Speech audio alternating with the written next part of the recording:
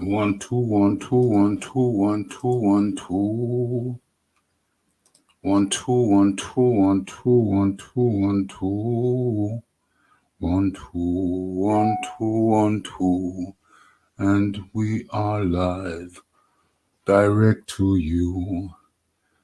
It's the Raphael Dawkins Combat Radio. 1 2 1 2 1 2 1 2 1 2. Where's the music at? Where is the music? Okay.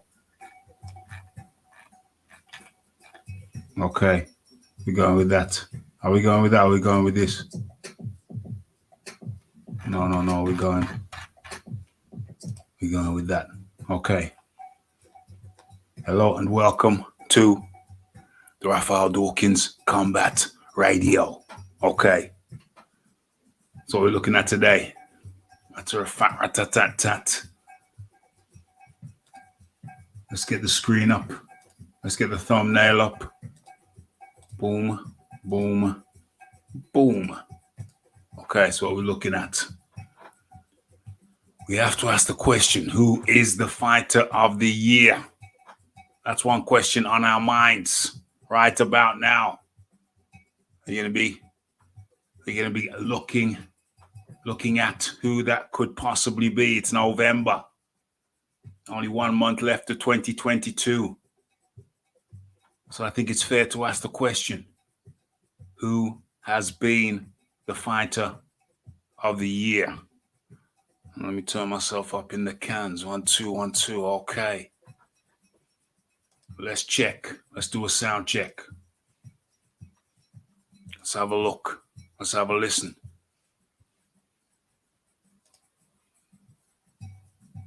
Let's have a look. Let's have a listen. Uh-oh. Don't like that. Let me turn myself up in the cans. 1 2 1 2. Okay. The music. I can't hear the music. Check. That's not good. That's not good. Let's get the music. Let's get some music. Let's get the music louder. Just a tad, just a touch. Okay, that should do it. Okay. Let's have a look at the windows. Okay. So how are we going to start this thing? Yeah, the weekend.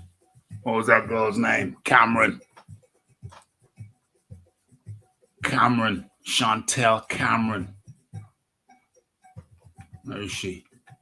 Let's get this up. Let's share this straight away. Stop sharing that. Start sharing this. Boom. Boom. Boom. Okay. Where are we? How's it looking? Let me clear my throat. Take a sip of the aqua. Oops. Okay. Let's have a look. Chantelle Cameron. Let's start with this. Okay, so Chantelle Cameron beats Jessica McCaskill to become the undisputed light welterweight champion. Okay. I don't know how many people was with me on Saturday when we covered that fight. Hold on, what's going on there? What's going on here? Okay, we covered that fight. And I was a tad surprised at how flat-footed McCaskill looked, although I'm not totally surprised because I've seen her before. I've seen her looking flat-footed before, so I wasn't totally surprised. So maybe I was more surprised that McCaskill made Cameron look like the female version of Sugar Ray Leonard. It was crazy, yo. It was crazy. Where are we? Yeah. McCaskill made Cameron look like a female version of Sugar Ray Leonard.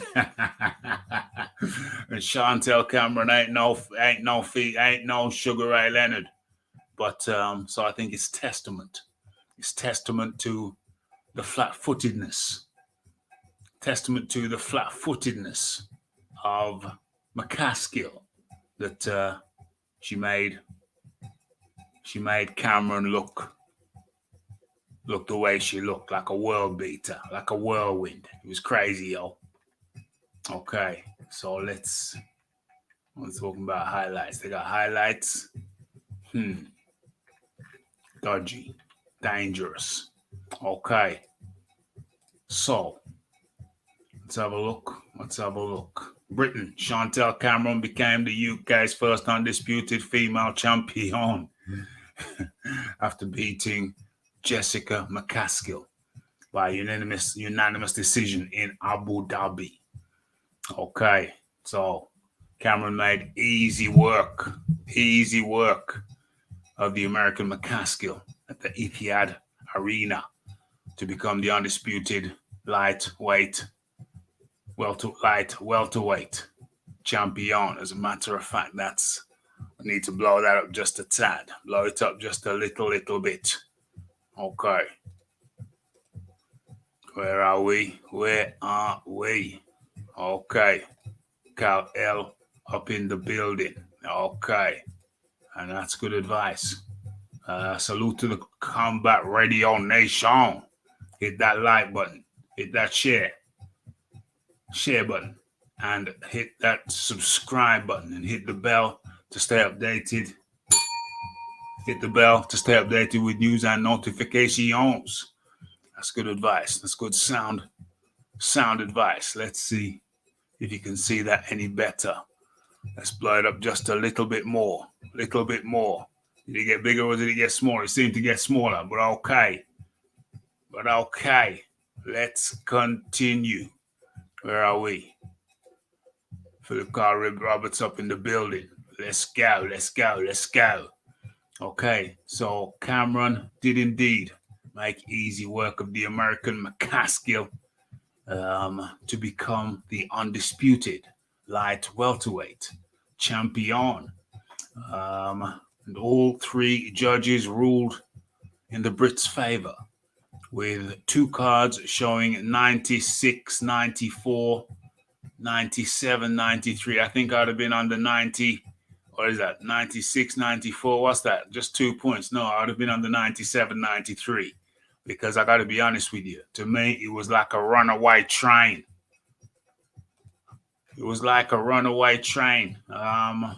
Cameron just ran away with it. Made McCaskill look bad. But I've seen McCaskill look bad before. I got to be honest with you.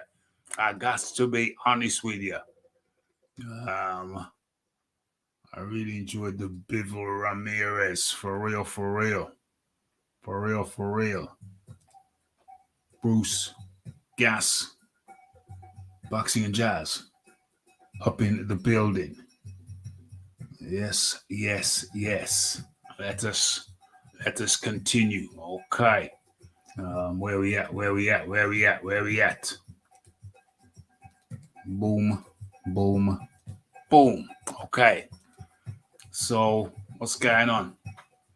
I've got faith in my team, so I knew I'd get the win, said Cameron, 31, told the Zone. I knew I was the better boxer, but it's hard not to get into a scrap. McCaskill is the undisputed welterweight champion and dropped down a division in search of further glory, but struggled to match Cameron's output.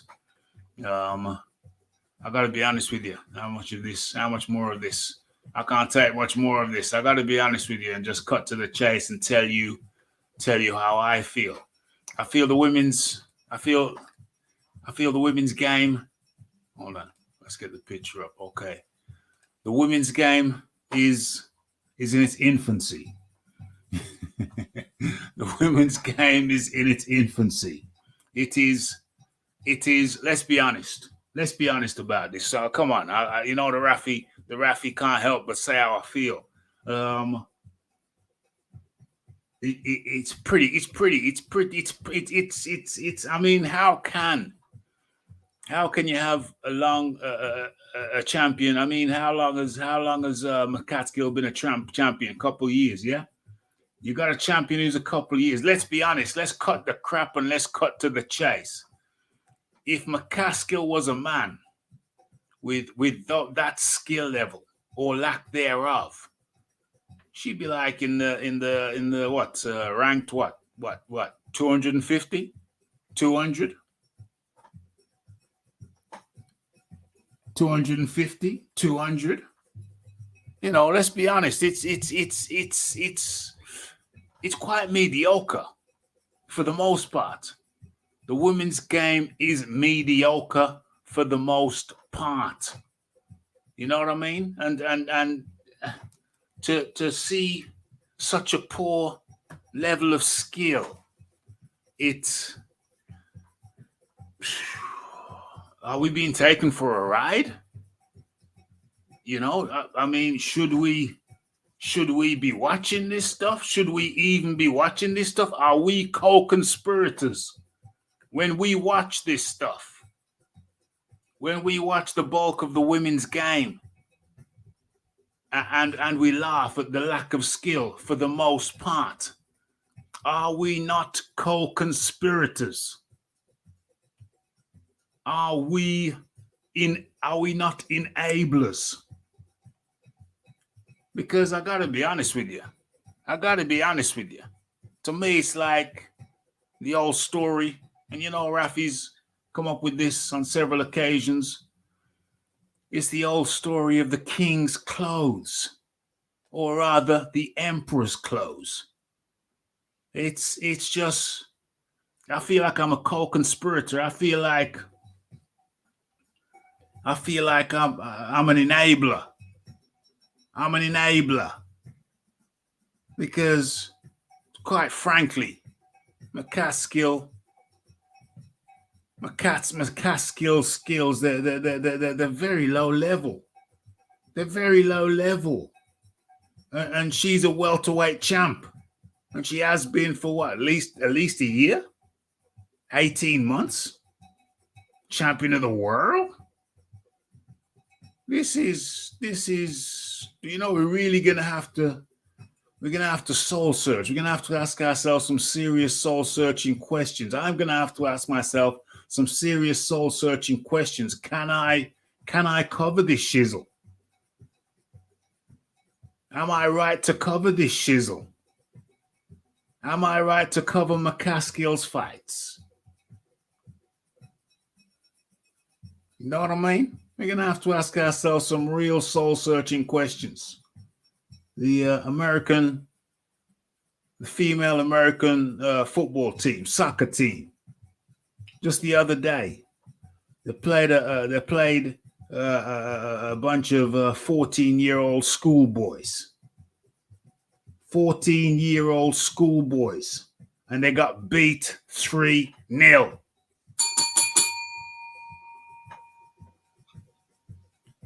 They're diverting money away from youth initiatives.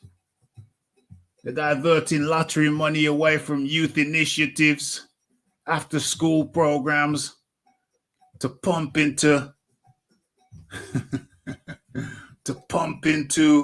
these sports, these women's sports. And let's be honest. Let us talk frankly. And the level is, for the most part, the level is disastrously poor. It's disastrously poor.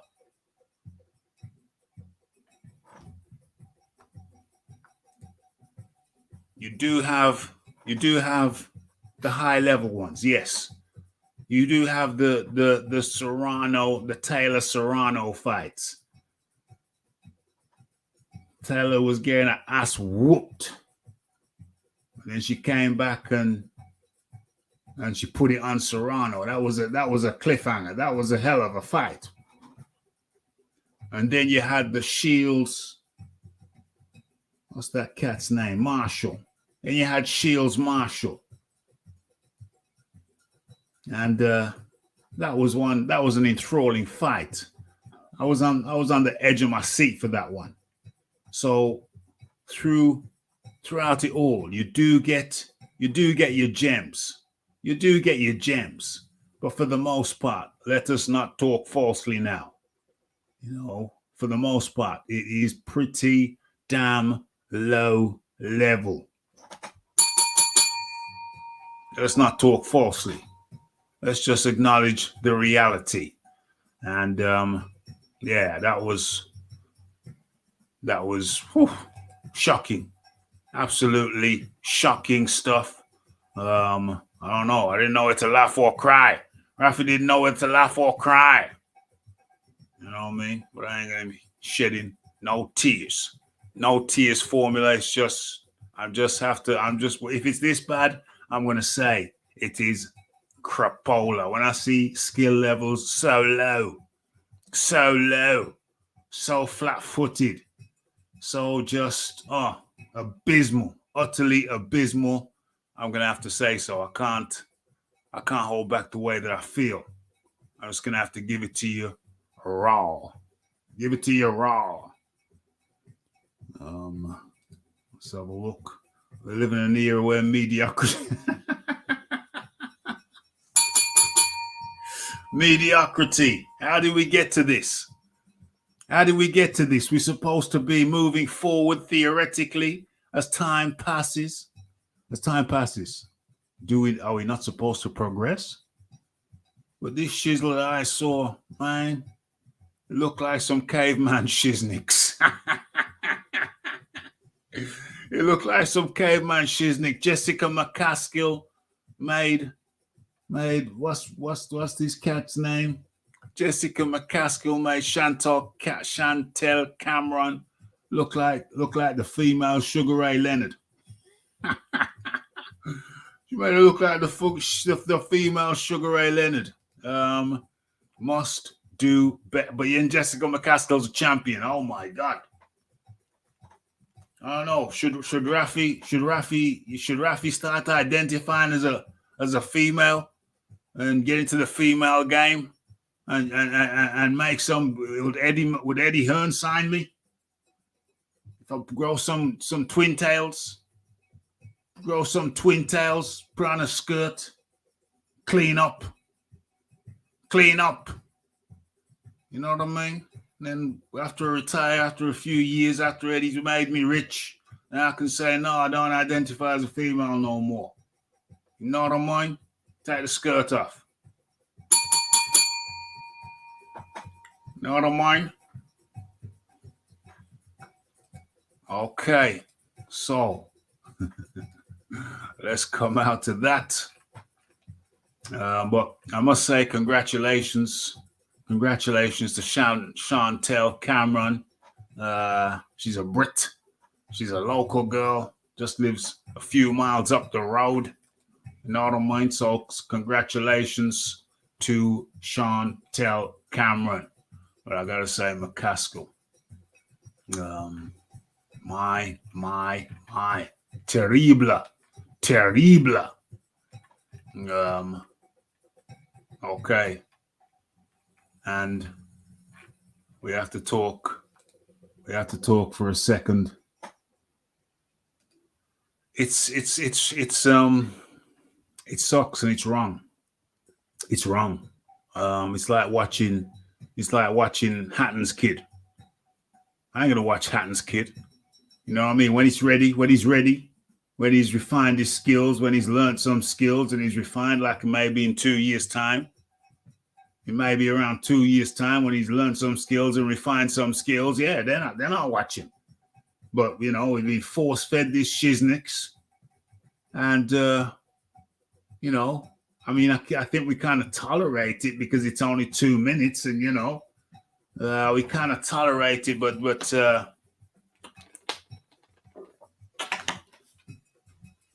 looking at McCaskill,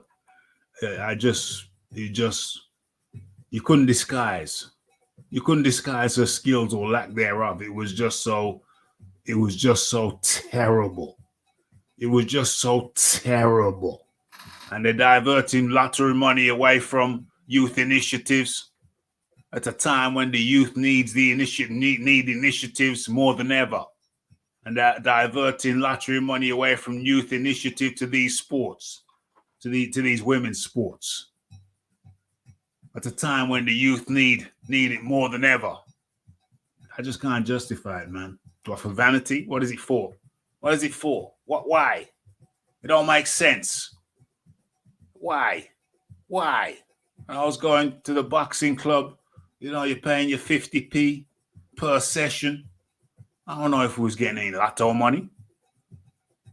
I don't think we was getting any lotto money. You did it because you wanted to do it. Not because there was any financial incentive. You know what I mean? There was no financial incentive. You paid your money, your 50p, and you did your thing for an hour or two. There weren't no government backing like that or lottery backing like that. And then we're trying to, force this thing like I heard a lecture. I was in a lecture the other day. I'm off the course now. It could only last so long because I wasn't going to pay the fee. Want me to pay $3,000. I wasn't paying that. Plus it was full-time, so it would have interfered with work. I could only do it part-time. So I needed a part-time course. So anyway, I'm off the course now. One of the lecturers said, the women's football team are better than the men. No, they're not. No, they are not. They got further in the World Cup or whatever. Did they win it or whatever? But it's a lower level. It's at a lower level. There's levels to this thing. You know what I mean? There's levels to this thing. What's the matter with them cats? So I'm just saying, stop giving us this low level stuff.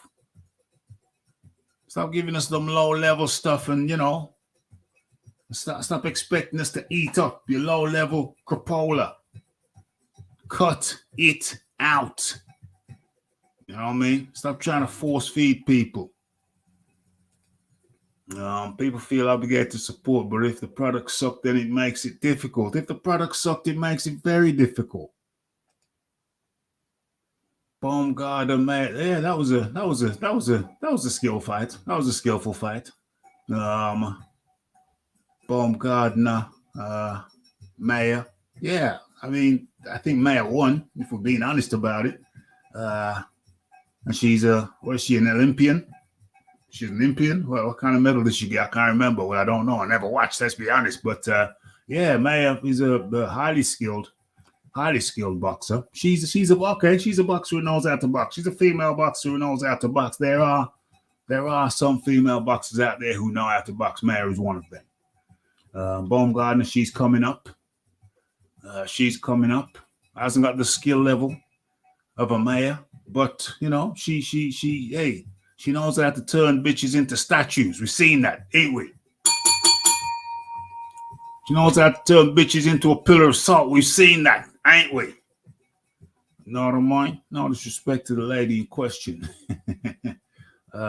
So yeah, there are those with skills. There are those with skills out there. You know what I mean?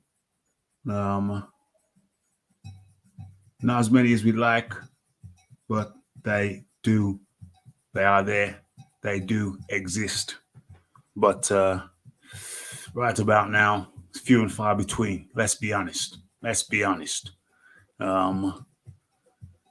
But let us continue on that card.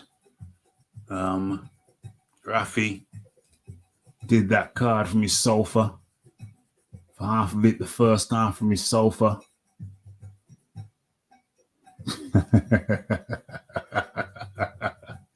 I'll be impressed when a woman swerves a free kick from distance like Roberto Carlos. Dang.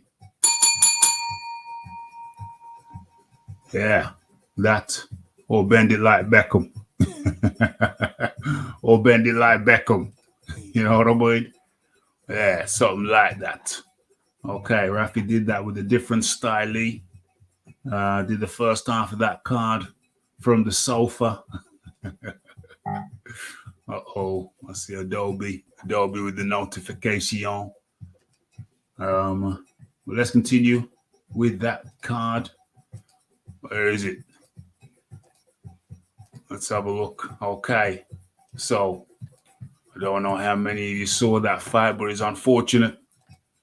It was unfortunate for Britain, Zelfa, Barrett. Okay, he didn't enjoy the same success in his attempt to win a vacant IBF super featherweight title earlier in the night, losing by a technical knockout against Rakhimov. I didn't even try his first name in round 9. Okay. I came into that fight late. Rafi was having his little nap. I turned the TV on, and it was during the Barrett Rakhimov fight.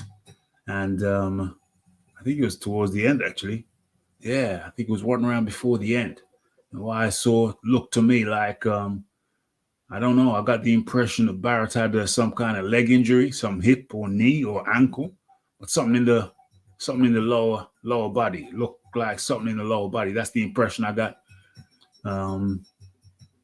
Let's see if it clarifies. I didn't really stick around to listen to the explanation at the end. I just saw that he got punched. He was getting punched, but he was like, it's not that he was outskilled because he was doing well. He may have even been winning. But come the 9th round, looked like something gave out. I got the impression that he was carrying a pre-existing injury. Okay, Zelfa Barrett is 29, made a bright start. He dropped Rakhimov in round 4 with an uppercut, but his high energy approach proved to be his downfall as the contest entered the latter stages. Okay, what is Tajikstan's Rakhimov, 28, became the first person to win a boxing title in the Emirates as Barrett started to tire and gaps began to open up. Okay. Victory was sealed in the 9th round when Barrett was unable to put any weight onto his right leg. Okay, that's what I thought. And Rakhimov went on the attack. Corner of Manchester's Barretts were primed to throw in the towel when he hit the canvas for a second time, but referee Mark Nelson stepped in to wave off the contest. Okay, so Zelfa Barrett, the nephew of his trainer, Pat Barrett. We've had Pat here on the Raphael Dawkins Combat Radio. So, I think we've had Zelfa on. Have we not? Did we not have Zelfa on? I think we've had Zelfa on as well. Zelfa was on. Zelfa was on during that interview with Pat. And I was just looking through the archives, and would you believe it? I think that interview now is something like approaching 2 years ago. 2 years ago. Now, how time flies. You know what I mean? Yes. And what's this? Women's goalkeepers are. And it's like I'm sure. Hey, listen, I'm sure there's some sports that they're great in. You know what I mean? I'm sure. I mean, look at the ice skating. Look at women's ice skating. It's incredible. Look at beach volleyball. Look at the beach volleyball. It's exemplary. Look at netball. Incredible. You know what I mean? But when it comes to things like football, not there yet. Maybe another 10, 15, 20 years. Boxing, just a handful of really good ones. The rest, not so much. But there are sports. As a matter of fact, hold on.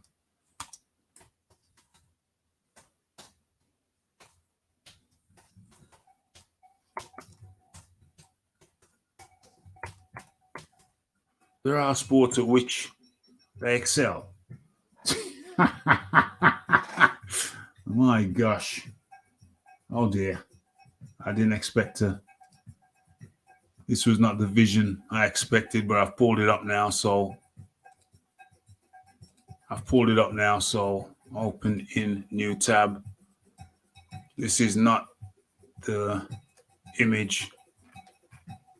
This is not the image that I was expecting, but I think Brazil probably beat us in this area. But how do I open image specifically? Open the image. Okay, there you go.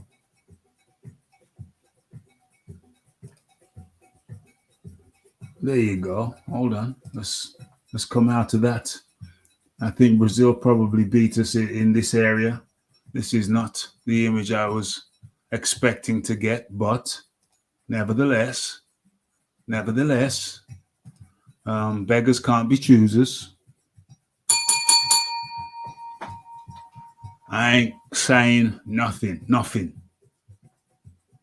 I ain't saying nothing.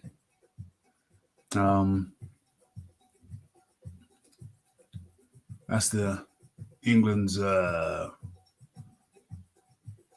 beach volleyball. It's not an image I was expecting.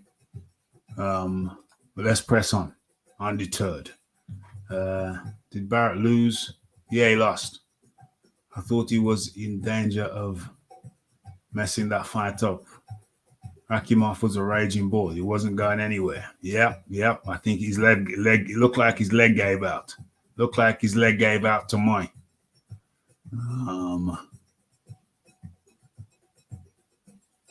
We're better off putting a traffic cone in goal. It seems like you guys actually watch that stuff. Seems like you guys actually watch that shizzle.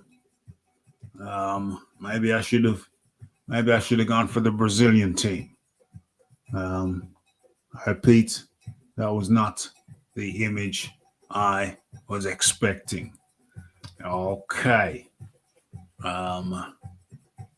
Let's get back into that card.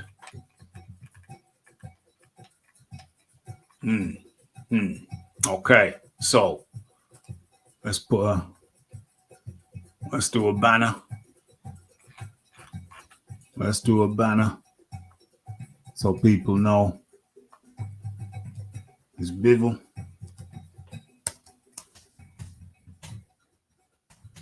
What's the actual title of today's show? Oh yeah, there it is.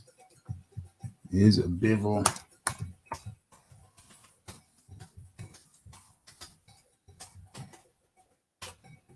Is Bivol Fighter of the Year. We can have that scrolling.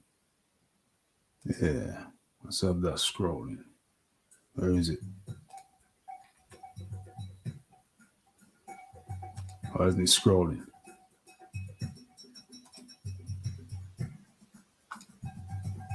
Okay, there it is. All right, what are we doing? What are we looking at? Okay, so 1, 2.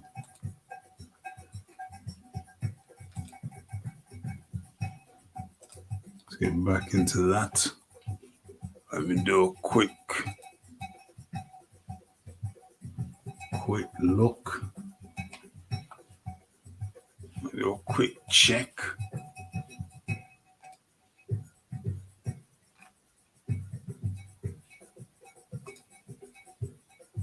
Check.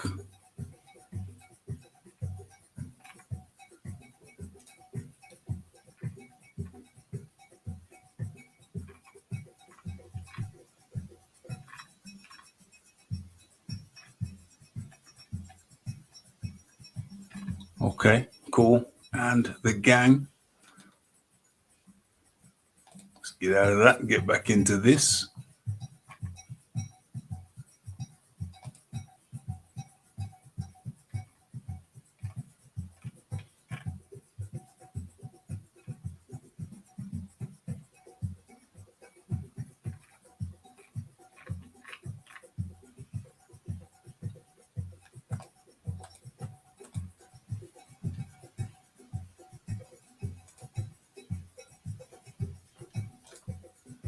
Way too many windows open.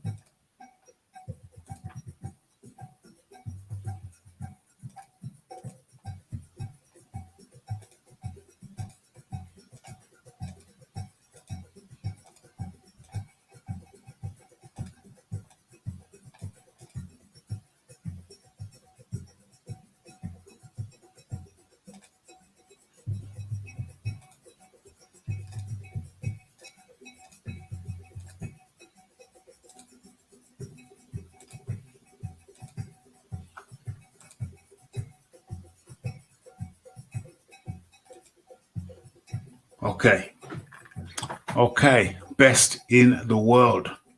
Is he the best in the world? Okay, so Bivol remains unbeaten.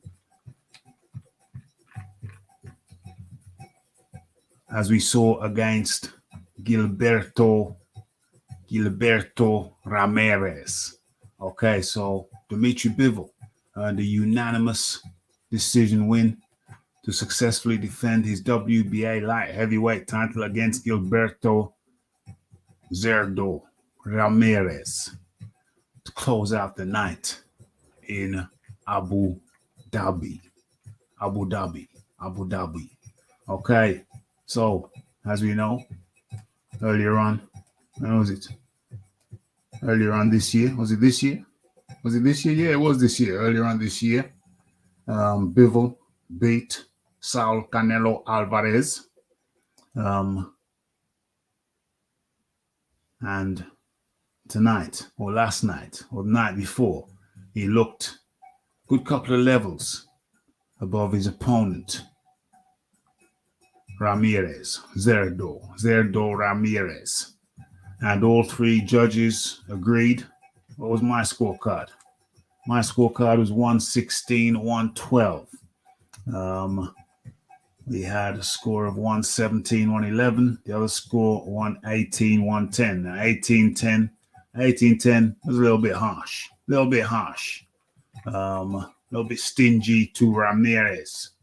Okay, so Bivol, the Russian, 31, has enjoyed a meteoric rise to the top and has won all 21 of his fights, with 11 of those victories coming by knockout. I don't really know if he was meteoric, because remember, he was still a champion.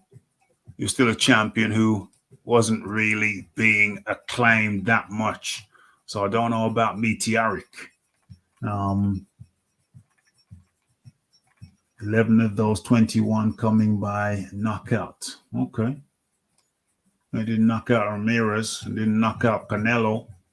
I don't think he knocked out. Who did he fight? Denzel Bentley? Who did he fight? Denzel Bentley. I don't think he knocked him out. Or did he? He might have done. Let me just check. Let me just do a quick check. Where is he? Dmitry Bivol. Let's have a little looky.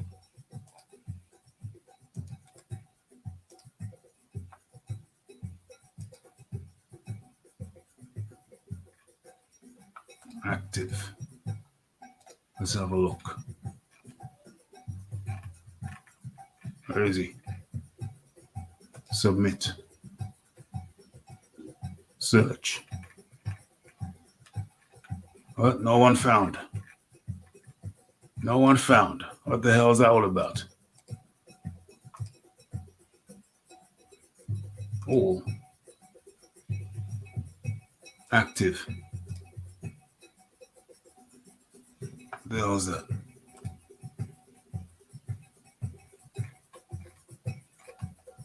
No one found. How ridiculous is that?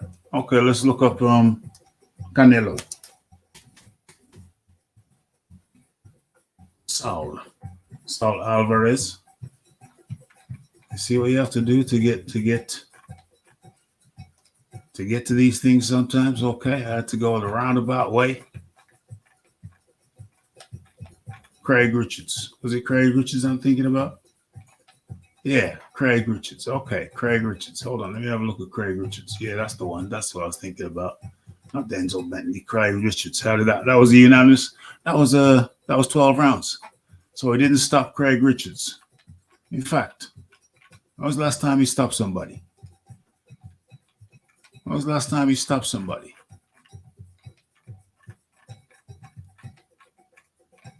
Damn. Okay. The last time Bivol stopped somebody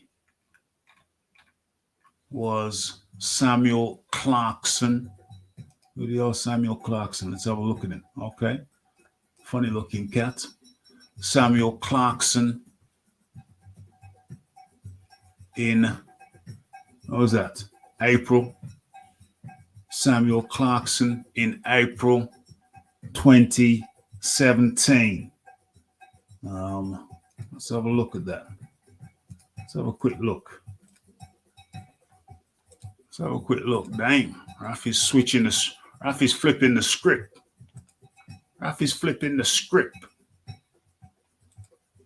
There's Samuel Clarkson. There he is, 2017. There he is, Samuel Clarkson, 2017. That's the last time Bivol stopped somebody. So, those stoppages from Bivol came in the first half of his career, earlier part of his career. But right about now, yeah, not so much. But okay, let us continue. Where are we? Let us continue. Okay, so where are we? There was little between Bivol and Mexico's Ramirez 31 in the opening 4 rounds. Yeah, that's true. But the champion moved through the gears in round 5 and never looked back. What the hell is this? Is that it? That was a hell of a quick article. Where's my pen? Let's have a look at my scorecard. What are we looking at here? Where's my scorecard? What are we looking at here? Bivol. I gave Bivol the first 4 rounds. Gave Ramirez the 5th. How did I give him the 5th? Dang, that must have been bad. They say that Bivol turned it up in the 5th, but I gave that to Ramirez. Dang. And I gave the 6th to Ramirez. The 7th to Bivol. 8 to Ramirez. 9 to Bivol. 10 to Ramirez. 11 and 12 to Bivol. So my scorecard is a little bit different to theirs. I ended up with 116, 112. But I did acknowledge at the time that I was being a little bit generous. I was being a little bit generous to Ramirez. Because, yeah, some of them earlier rounds were close, and I gave them all to Bivol. What is this here? Bivol versus Better Be needs to be made. Yeah. What's Eddie Hearn saying? Eddie Hearn has spoke about that. I think Eddie Hearn has said that. What has he said? Oh, I know what Eddie Hearn said. Eddie Hearn says that Canelo, it's Bivol. He's looking at Bivol v. Canelo. That's the fight. They're looking at, Bivol v. Canelo. Last time Bivol stopped somebody was Sullivan Barrera in 2018. Is that right? Let's have a look. 2018. Nope. Sullivan Barrera was a 12-rounder. 12 round. Went 12 round. Sullivan Barrera. 12 round. So the last time he stopped someone,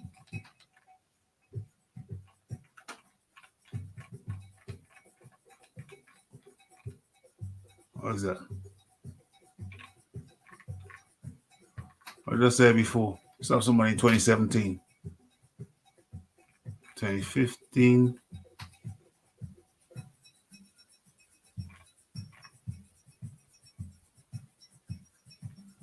2016, 2017. Samuel. Oh no, it was Cedric. Oh no, it wasn't Cedric. It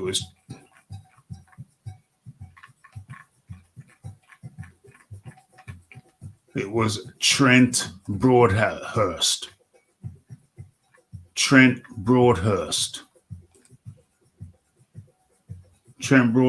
at the Casino del Monte Carlo in Monte Carlo.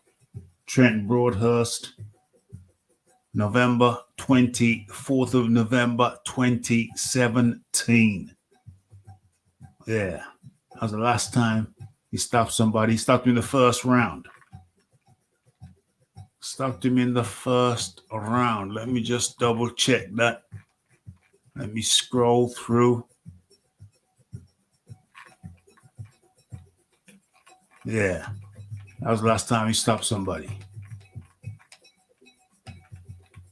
Trent Broadhurst, first round. In the first round, Casino di Monte Carlo, 2017. 2017. Okay.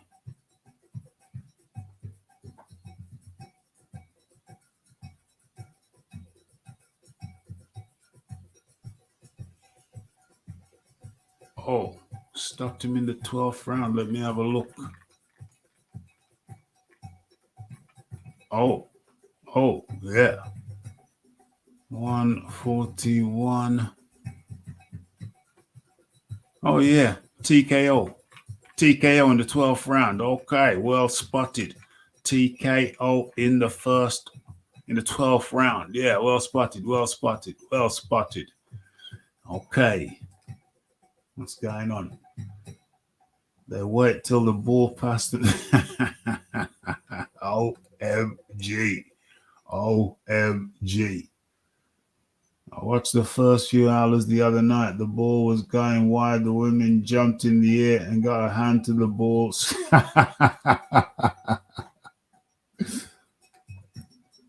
Bivol had only 1-9. Bivol had only 1-9. What do you mean?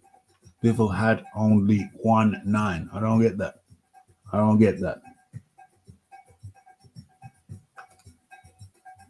New boxing fans are actually talking fans. What does that mean? Talking fans. I don't know. You're going to have to elaborate. You're going to have to elaborate on that. Hold on a second. What's going on over here?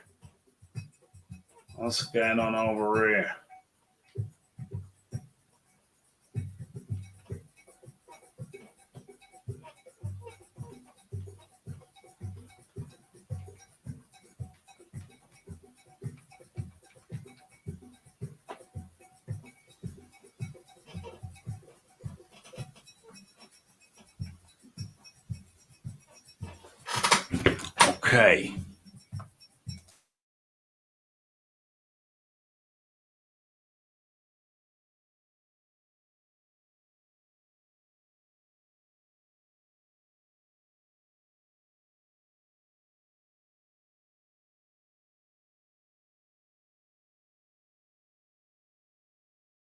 Oh, so on your scorecard, Bivol only lost one round.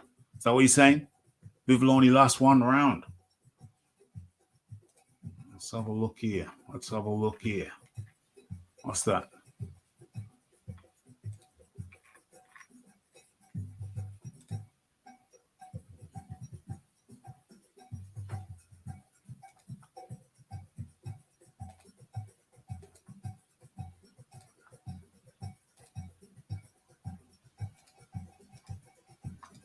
Okay. Let's stop sharing that. Let's get out of that as a matter of fact. Rat-tat-tat-tat.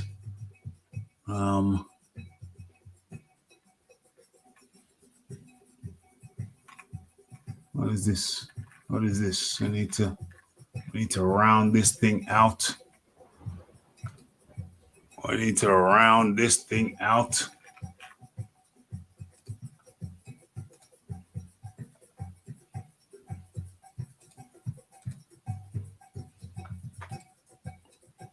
Okay, let's have a look.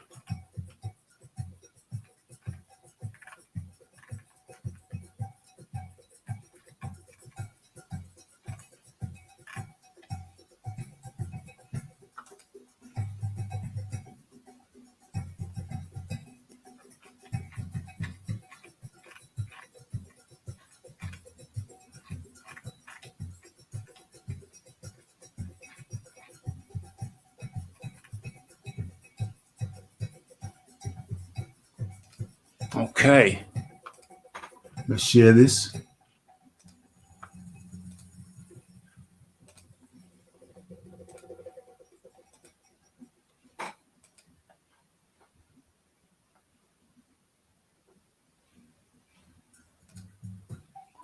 Okay, so it's talking about Eddie Hearn. I knew I'd seen something by him. What's going on over there? Okay, so Eddie Hearn says that Canelo avenging his loss to Bivol should be his priority. So we can see the angle that Eddie Hearn's taking. He wants the rematch. Bivol v. Canelo. That would make financial sense. That would make a lot of financial sense.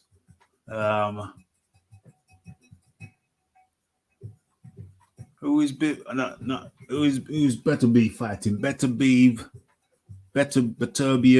is scheduled to fight Anthony Yard, is he not? Yeah, scheduled to fight Anthony Yard. So that's going to be the next one. Is Beterbiev currently injured? I think he might be currently injured, and his next fight's going to be Anthony. Next fight's going to be Anthony Yard. I think that's the way it's looking.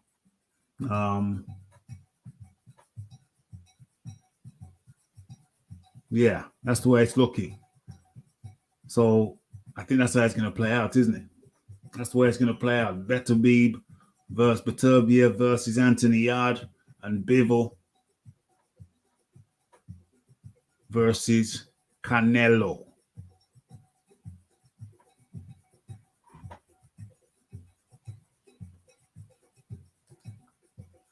Fans of talking about fighting, not actually fans of real. Yeah, I can see that. I can see that. I can see that. Yeah, but that looks like that's how it's going to pan out.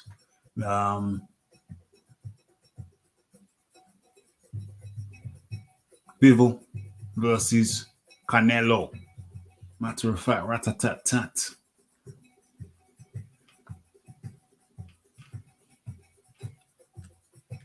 Looks like time for a poll.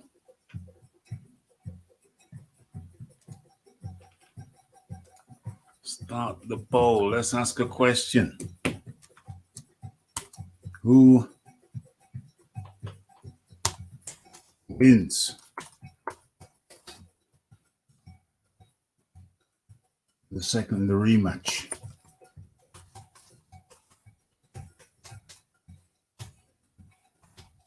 Who wins in the rematch?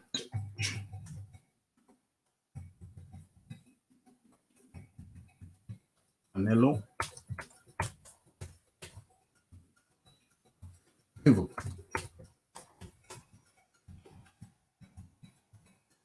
Boom. Ain't gonna be no draw.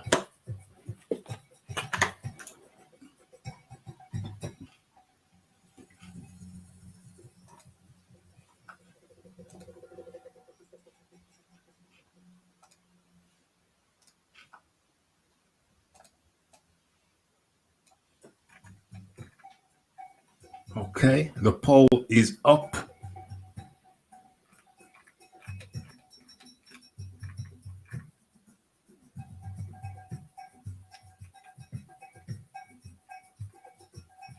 Hold on, but hasn't Canelo got some kind of injury?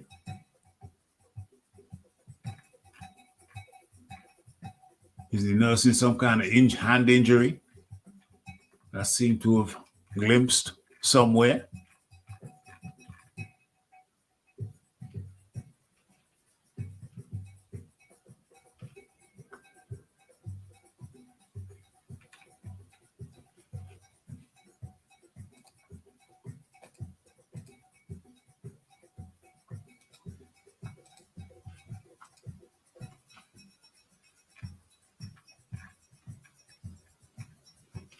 What are you saying? The same.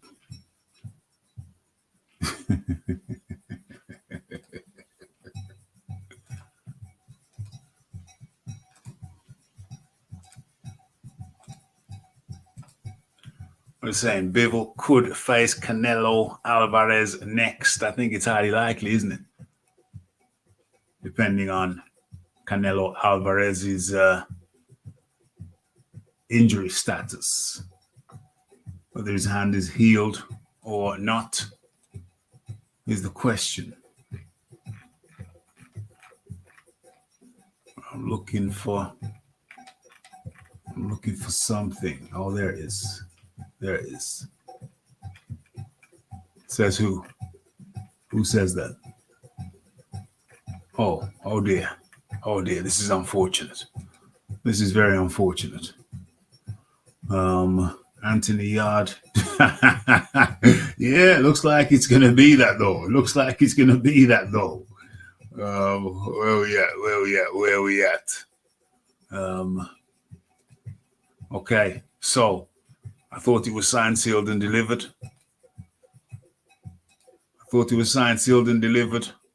When Crawford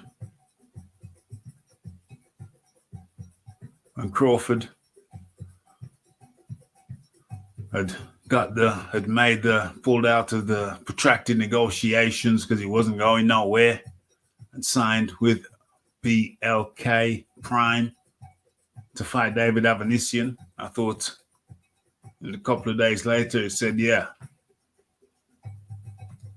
Spence fighting Thurman. I thought that was signed, sealed, and delivered, but now, again, headline saying Spence isn't keen on fighting Keith Thurman. Uh-oh, what the hell's going on? Or these whack shoes? Sorry if anybody's got some of them. No disrespect. Okay, so commentator Al Bernstein has serious doubts about whether IBF Errol Spence Jr. intends on defending against Keith one-time Thurman next.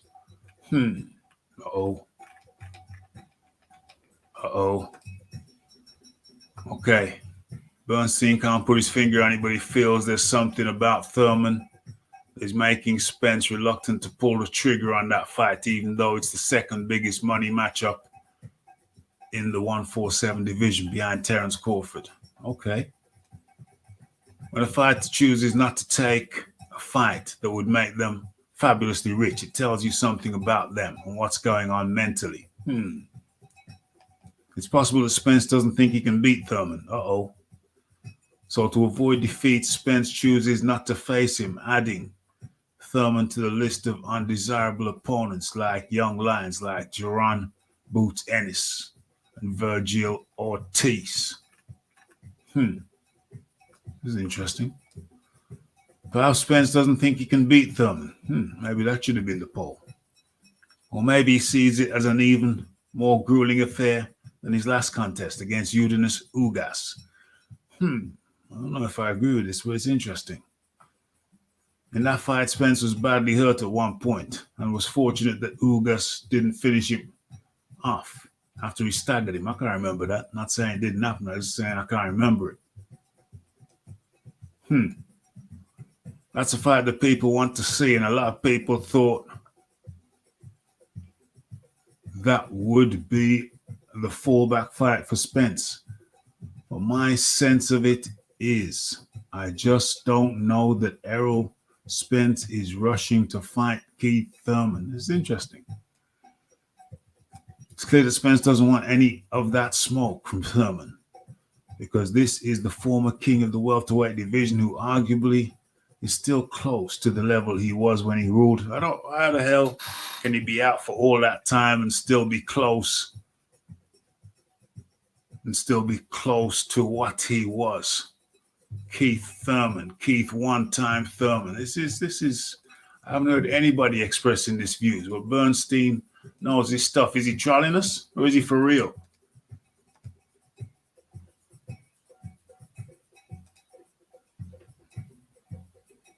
What the hell is Bernstein doing? Is he trolling us? Look at Keith Thurman's record. Oh, he's only 33. Is that right? Oh, interesting. He's only 33. How many times he fought in the last 2 years?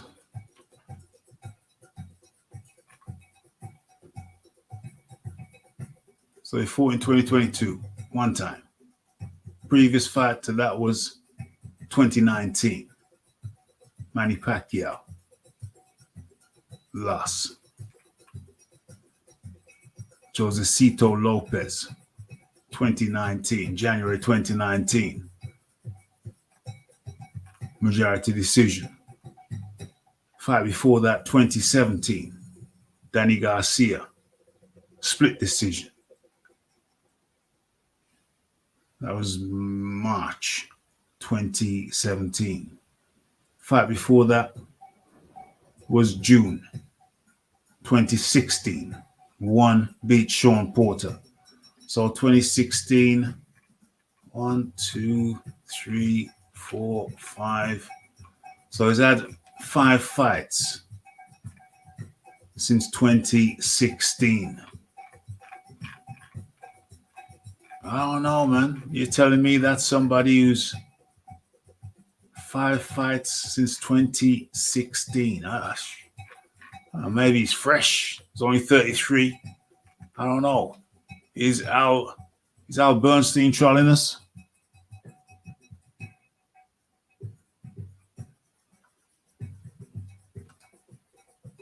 Spence is going nowhere near, but ever. Ever. Never, ever. Yeah, don't want Bud. Keith Thurman never fights. Yeah, well, that's what I'm saying. Never fights, but he's only 30, what? He's only 33, so he's still fresh. Bernstein, I don't know. Is Bernstein trolling us? Is he doing a troll job on us? It's kind of, I've never heard anybody saying the things that Bernstein's saying that he's scared to fight, scared of Thurman, Rusty Thurman. That's it's really got me thinking now. Do I agree? Do I disagree? I tend to disagree. But I don't know, because Errol Spence has always seemed highly reluctant to fight Thurman. I don't know.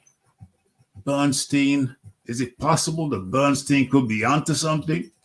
Bernstein could be onto something. Let me get into my, oh, dang. Forgot to do that. Boom, boom, boom. Yeah, save that. Let's deal with that.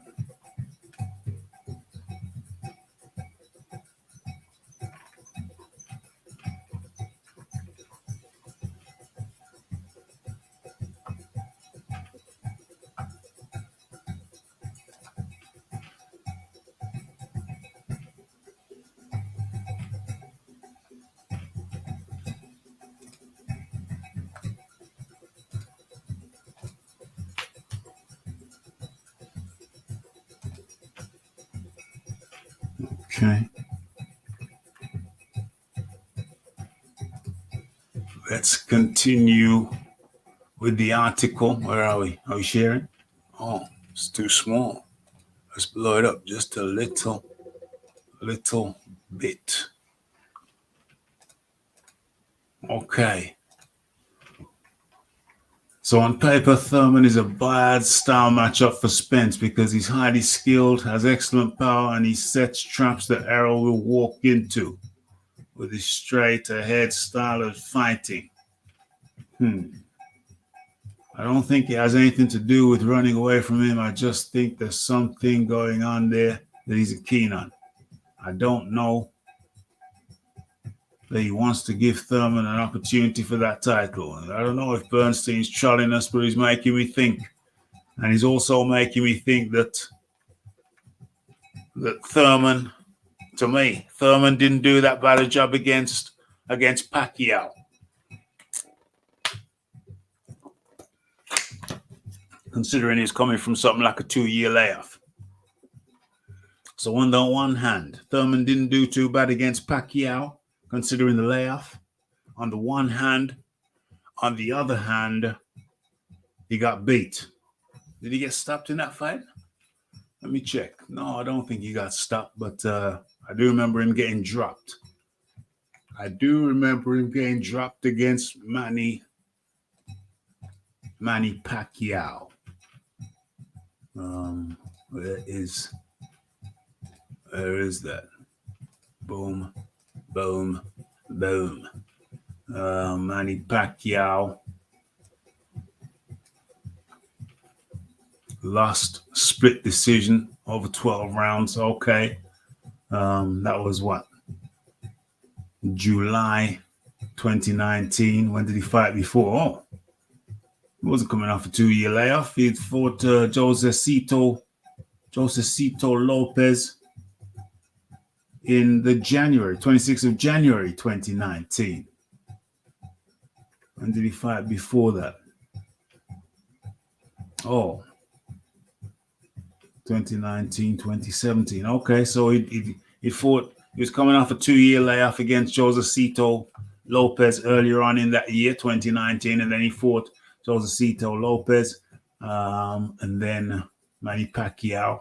Yeah, so he's coming off a 2-year layoff when he fought Josecito Lopez earlier on in the same year, and then went on to face Manny Pacquiao. Okay, so it only had one fight in 2 years, is what I'm saying. Okay, fair enough.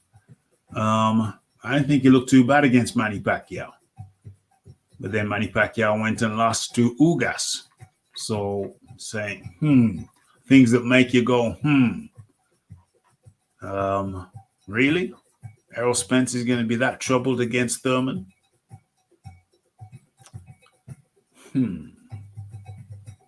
Things that make you go,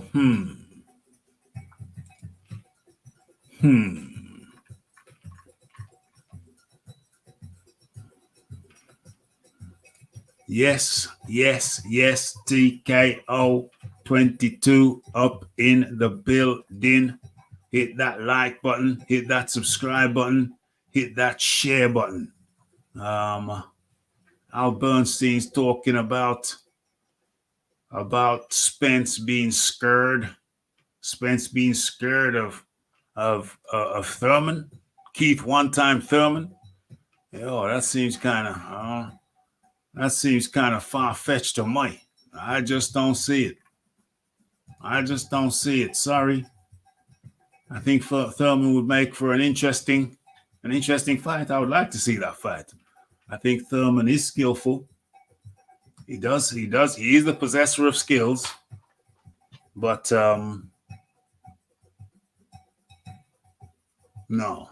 I see Errol as certainly in latter times the more battle tested, the more battle hardened. Yeah. I have Errol Spence going down as the more battle hardened competitor. The more battle hardened competitor.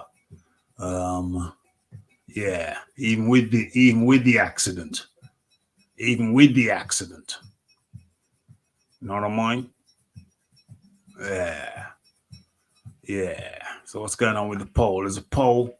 I'm going to leave it up for another minute.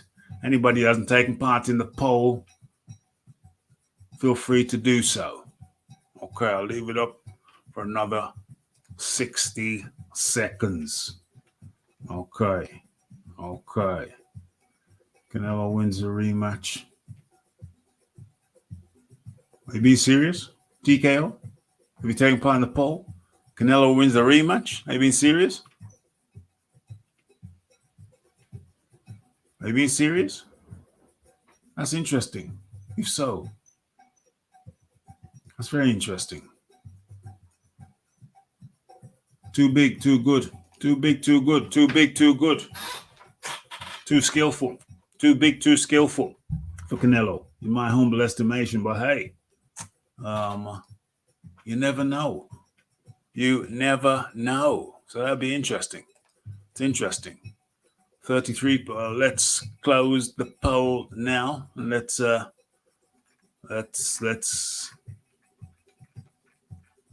see what.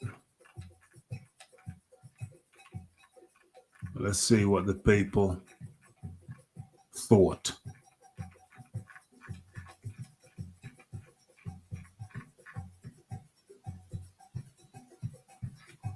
Let's see what the people thought. Okay.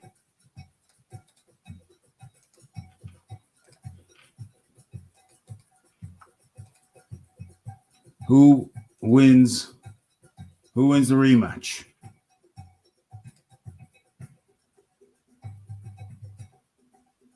Who wins the rematch? Canelo? What the hell am I just seeing? Who wins the rematch? 66. I didn't even see that right. 66% of respondents said Canelo. OMG. That's interesting. And 33% said Bivol. Well, listen, I'm taking super chat bets for all the 66%. All of y'all 66%ers, I'm taking bets. I'm betting on Bivol. Name your price. Name your price. I'm betting on Bivol. Name your price. I'm betting on Bivol. I'm prepared to take bets with you. I'm prepared to take bets with you and book my holidays on my winnings. You know what I mean? OMG. Yo, well, this is what makes boxing interesting, because that I never expected that. I never anticipated that. But hey, who the hell knows? You lot might be right. You Canelo backers, you might be right. Hey, well, that's what makes boxing so interesting. Now you got me curious. You know what I mean? But as a matter of fact, okay. So since we 100% what? 100% what? But now, since we're in the mood for the polls, let's do another poll straight away, because Al Bernstein has got me questioning. Who wins? Who wins? Let's put a question mark on that. Who wins? Spence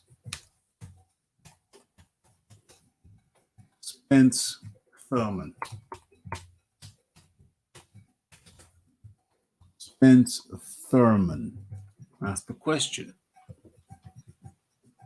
Yeah, now you got me curious.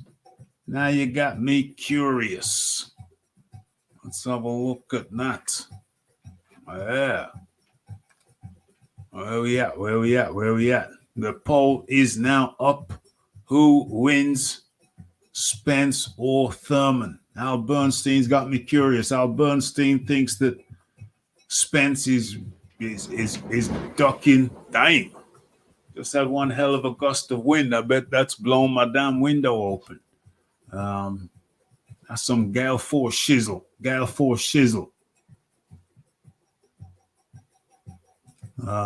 Nah, I don't think, no. I don't think Bivol's coming down nowhere. Bivol ain't coming down nowhere. When I asked the question, who wins between Canelo and Bivol. That's strictly based on Bivol staying exactly where he is. I ain't coming down. When they asked me if he's coming down, he laughed. He said, well, you know, I am light heavyweight fighter. Light heavyweight fighter. Yeah, the weight would make a difference for sure. Could make a difference for sure. The Iron Kong up in the building. 66% say think Canelo, not just me. I don't know if you got some burner accounts. I don't know if you got any burner accounts. Know what I mean? Know what I mean? So where we at? Where we at? But I did ask you for your reasoning, though. I did ask you for your reasoning. But Al Bernstein certainly got me thinking. Got me thinking. Is he trolling us? Is Al Bernstein trolling us? Makes me wonder. Hold on. Let me close my window. Just had one heavy gust. Let me shut the...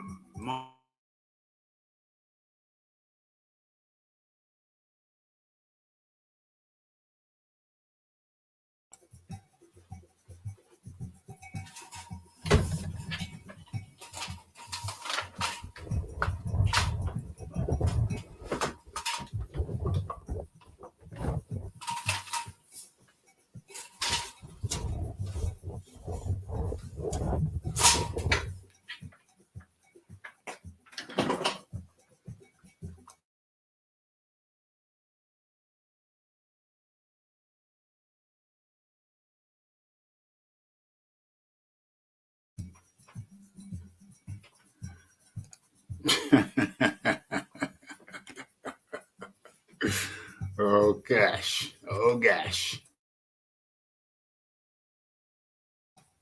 Let me adjust. Canelo, well, I don't know about that. I don't know. That's a bit harsh. Canelo is garbage. I don't know about that. Surely he's one of the best. Surely he's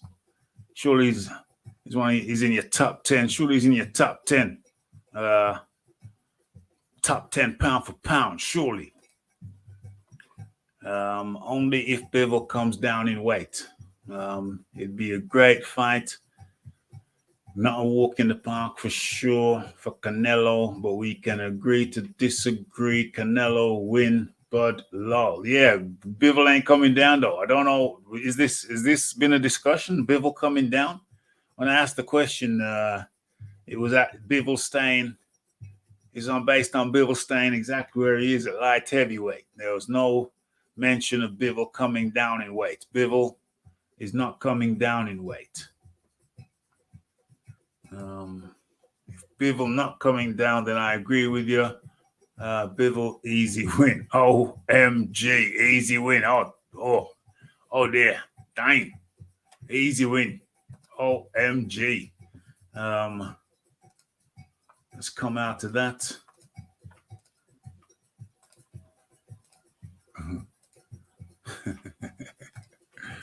Yeah. Oh, what's going on? What can we see? What can't we see? I think our Bernstein's been trolling us, but I don't know. Get your votes in. The poll is up. What the Rafi doing now? Doing some checks, running some systems checks.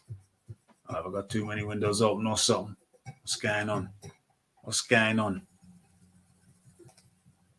have a look. Okay. Let's close that down.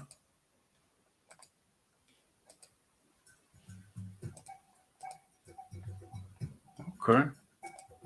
Seems to be a hell of a lot of windows open.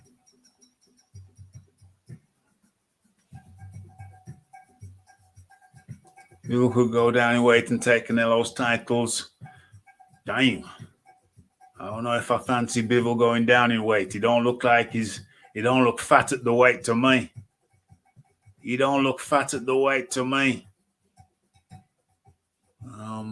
So I don't know. I don't know if he wants to do that to himself. You know what I'm saying? He could go down and get drained at the weight. And then Canelo, if he goes down, I'd give Canelo, I'd edge it to Canelo. If Bivol goes down, I edge it to Canelo. He shouldn't go down. Should keep his ass exactly where he is, stay in his comfort zone. That's what I'm saying. Stay in his comfort zone. 2, 4, 6. Stay in his comfort zone. That's what I'm saying. That's what I'm saying. But anyway, in the meantime, in comes the man like the Iron Kong. Iron Kong, how do you do? It's a bit rainy down this side here. Some of the islands have been flooded out. Had some flooding here, but no damages as far as I know. But that's the tropics for you, you know. It's the tropics. That's the tropics, you know. You get the sunshine. You know, you're gonna get some gusts.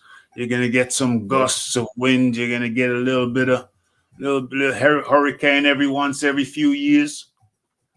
You know what I'm saying? I'm kind of surprised that the wind picked up tonight like it has done. Just flung a window open.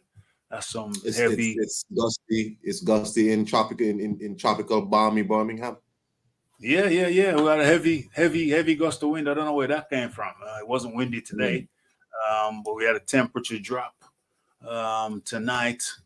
Felt chilly, which is not very often for me. My place is very well insulated, so I felt chilly. I had to turn the thermostat up by one degree. You know, they're threatening us with heavy duty fuel bills, so everybody's scared to turn the thermostat up. You know what I mean? I turn it up by 1 degree, and I've been monitoring my meter, my electric meter. It don't seem too bad right now.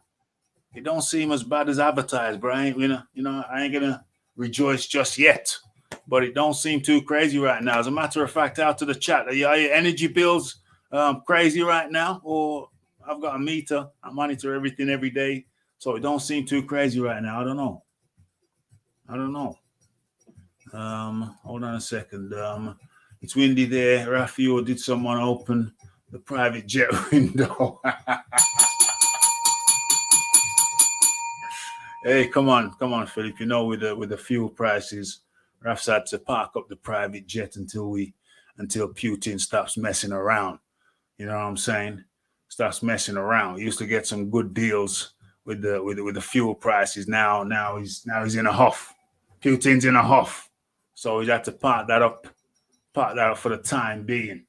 You know what I mean? We're trying to conserve the fuel, conserve the fuel. What's going on? Con Roberts' new poster boy, isn't it? I want to see Haney versus Loma. But anyway, before we get into that, Iron Kong, come on in and what is it? What's on your mind, my friend? What's on your mind? There's a bunch of things going on. Oops, to keep on hitting this damn mic. There's a bunch of things going on. Al Bernstein is alleging that Spence is scared of Thurman because he sees something in Thurman. Thurman might be too skilled for him. I don't know. Is Bernstein serious or is he trolling us? I don't know what maybe Al Bernstein is talking about Keith Thurman when he had the ponytail. Yeah. Now Keith Thurman looks like the man who sells shawarma over at the beach. You know what I mean? He has a receding hairline and he looks like my shawarma dealer, my lamb shawarma. Yeah, I really enjoy lamb shawarma. I don't even know what is shawarma. It's a Middle Eastern type of wrap. It's a wrap. Okay. Yeah. You know, they cut the meat off the damn spinning thing or whatever. We call that kebab. We call that kebab then. Right. So yeah. So he looks like the guy who makes my shawarma, and you know, that's fine because I happen to really like shawarma. But I'm not gonna pick my shawarma guy over Errol Spence. That's what I'm saying. Okay. So when Keith Thurman had the ponytail, maybe. No, Keith Thurman is just some mouthy old man who looks terrible in all his fights now. I don't know what. I mean, maybe Al Bernstein is on the PBC payroll trying to hype up the fight or whatever. But no one cares about this fight. No one cares about this fight. For real. Like, I don't know what else to tell anybody else. This is a fight that is how much years overdue. It's awful. Yeah. No one cares. And to know that Errol Spence is not going to fight this year at all, and they want to be mad at Terence Crawford for taking his fight this year. So they wanted Terence Crawford to not fight at all for a whole year. Yeah. And what? It's just these guys is jokes, man. Imbeciles, damn imbeciles. Want the man to just sit out for what? This is a strange situation over there at PBC. Man's fighting once a year. Bunch of idiot, man. Trust me, bunch of idiot, man. I don't even think Errol Spence has fought this year. This is that's Danny Garcia. Let's follow his trail. Errol Spence. Let's look at Errol Spence. As a matter of fact, let's bring him up. Let's get him up on the screen. Come on, Errol Spence. Come on, get some screen time. Where are you? Oh, there he is. Boom. Okay, so let's have a look. Where are we? Last time he fought was that this year? Oh, okay, it was. What is that? April? That seemed like a long time ago, though. Seems like I didn't think he fought this year. A long time ago. And then before that was Danny Garcia. So hold on, that was 2020. That was 2020. Before when was the accident? It was before Danny Garcia. The accident was before Danny Garcia, wasn't it? Yeah, it was before. It was before. So Danny was the fight back. Yeah. Oh, he had the retina. He had the detached retina. So he fought in December of 2020. Can people see that? Is that up on the screen? Let me just make that a tad bigger. He fought in December of 2020. There it is, December. And then he came back, Jordinas Ugas, April 2020. Okay, at the torn retina. Okay, what can one say? There he is. Apparently he's getting enough money to sustain him. But it's unfortunate. It's weird. It's weird. It's weird. It's very weird. It's strange. Very strange, It's very strange. These guys are over there and they're mad at people for trying to get the fight done. All these PBC guys do is delay fights, talk nonsense. Yeah. Don't make their fights. And when other people say, look, I need to get my career going. Can we please make this fight? Yeah. Oh, you ducking. You ducking. Yeah. You don't want the fight. What you mean you're going to take another fight? He can take another fight and have his management still make the fight with your management. Yes. So when he's done, you could just go straight into your fight. Nah, you taking another fight. We're going to move on. We seen this with Deontay and Anthony Joshua. We seen this with. It's horrible. Horrible. Where Anthony Joshua has to fight Povetkin. Oh, you want to fight Povetkin. So, okay, Anthony Joshua is fighting, but in the meantime, make the fight with Eddie Hearn. That's all. Yeah. So when I'm done here, we can move straight into the fight. No, I'm going to move on. I'm going to bet on myself. All this other foot. The Errol Spence, same thing. Terence Crawford, you ducking me. You actually taking another fight. Yeah, that because we're not gonna fight this year, right? Doesn't matter. You're not supposed to fight. What? These guys are mental midgets. Mental midgets. They really are. They really are. And it's like you say, it's the Deontay Wilder thing all over again. You go to certain channels, and I have been dusting them off. I haven't been to them certain channels in a while. But I thought, let me, just for entertainment value, just for the madness value, let me go over to certain channels again. And you know the ones, you know the type, and they're saying exactly what I thought they would be saying. Oh, Crawford ducking. He's a bum. He's ducking. And they don't even know. And they're talking about Avanesian. They're talking about David Avanesian like he's some kind of bum. They're talking about David Avanesian, who I put on par with Stanoskis, however you pronounce that, what do you call it? Mean Machine. However you pronounce his name, they're talking about him.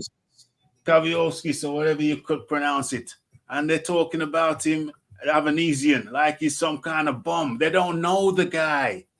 It's okay to say, listen, I don't know that guy. I haven't watched him fight. It's okay to say that. But don't not know a guy and talk about him like he's some kind of bum.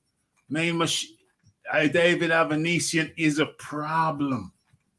He's a problem. So why they want to talk about him like he's some kind of bum, like Crawford is fighting some kind of bum? They must be out of their damn mind. They must be out of their damn mind. That's how it goes, right? They don't know, because they don't actually follow anybody else other than the one person that they want to, hype up. At any one point in time. It's like when Canelo fought Dmitry Bivol. Oh, he fighting a Euro bomb. It's like, y'all don't even know who the person is. It just goes to show you do not know who this person is. You have no idea who this person is. And that's just how it goes. When they don't know somebody, oh, that person's a bum. I don't know who that is. Of course you don't know who it is. You don't actually watch boxing. For real. You watch boxing, whatever PBC gives you watch. You watch that. And okay, you don't know the person. So, instead you say, you know what? I don't know this person. Let me go look them up. Let me go, check some fights out today. Let me see this person. Yeah. Nah. You won't even do a cursory research move. No. Person is a bum. That's all. Yeah. Just a bum. Whatever. Just a bum. Don't know him. Never heard of him. He's a bum. Don't know him. Never heard of him. He's a bum. David Avanesian. To anybody listening from the PBC to the RDC, David Avanesian is a problem. He is a problem. He ain't no punk. I put him on par with this guy here, Kavaluskas. However you want to pronounce that, Kavaluskas. I put him on par, and you saw Kavaluskas drop. Well, I don't know anybody else saw, but I saw Kavaluskas drop Terence Crawford. You know what I mean? That's what I saw. I don't know. Everybody saw something different. Okay, fine, no problem. But I saw Kavaluskas drop momentarily, however momentarily it was. But I saw it. You know what I'm saying? So you can write Avanesian off as much as you like, but Avanesian is a problem. He's a problem. He's stout of heart. He's stout of talent. So Crawford ain't fighting no bum. What's happening in the poll? What's happening with the poll? Where is it? Where is it? Okay. Yeah. Okay. So who wins? Spence 75%, Thurman 25%. Keep on populating that. What's going on? Heavy winds in North Devon. Even my window slammed open. Surprised it didn't break. Scary, windy tonight. Hold on. So you're in Devon. You're in Devon. I didn't know that. That's supposed to be a nice part of the country, Devon. By the coast. Okay. Raphael let you know when he's down them sides, down there on the south coast. Okay, good to know. So what are we saying? Spence, Kabaluska, Spence, still undecided. That's trying to say they don't know who Spence gonna fight yet. I hope he's just messing around. I hope Al Bernstein is just messing around. Spence needs a fight. Crawford's got his fight. They need to stop messing around. Okay, over in Wales, it's been windy too. Terrible here all day too. Okay, dang. It's been pretty mild up in Middle Earth. Had a little bit of some mild showers, but now we got some heavy winds. Heavy winds ahoy. Okay, so what else is going down? Uh-oh. What is this? What's going on?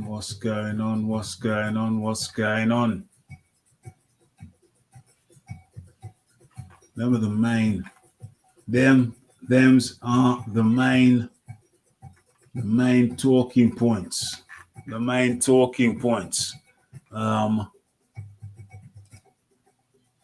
Let's have a look. Dmitry Bivol. What else is going on out there? Kong? Iron Kong? Boxing wise, what else is going on out there? I don't know. I gotta say, watching some of these videos on like the boxing YouTube quote unquote journalists, I keep it real. Anthony Joshua really hates doing media. He doesn't like it at all. I haven't seen when I first started following him, you could see even when he was young, he didn't particularly enjoy it. Yeah. And I think over time it's just gotten worse. Like he was in wherever they were, and they were trying to interview him, and he just seems Abu Dhabi. Yeah, Abu Dhabi, and he just seems like he, doesn't really want to do, media, and I understand, right? Because one thing I've realized with a lot of these media channels, take for example the Conor Benn situation. Yeah, it's like they look at, I guess at this point in England, the more popular fighters are in fact matchroom fighters. Yes, and people like Conor Benn are going to move numbers. And I'm seeing these people asking the most random folks, what do you think about Conor Benn failing the drug test? Why would I care about some of these people telling me about Conor Benn?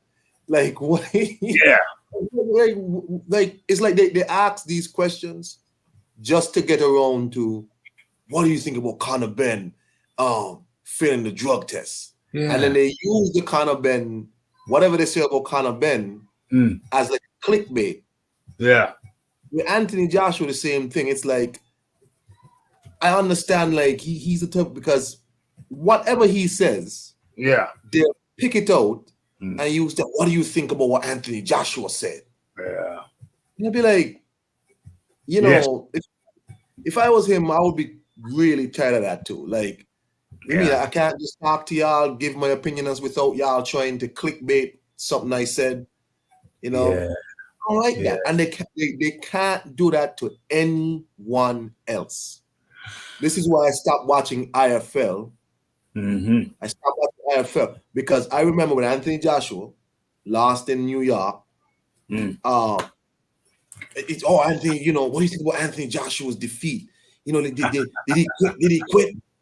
Billy Joe Saunders quits, and it's crickets take down the video. All this other stuff.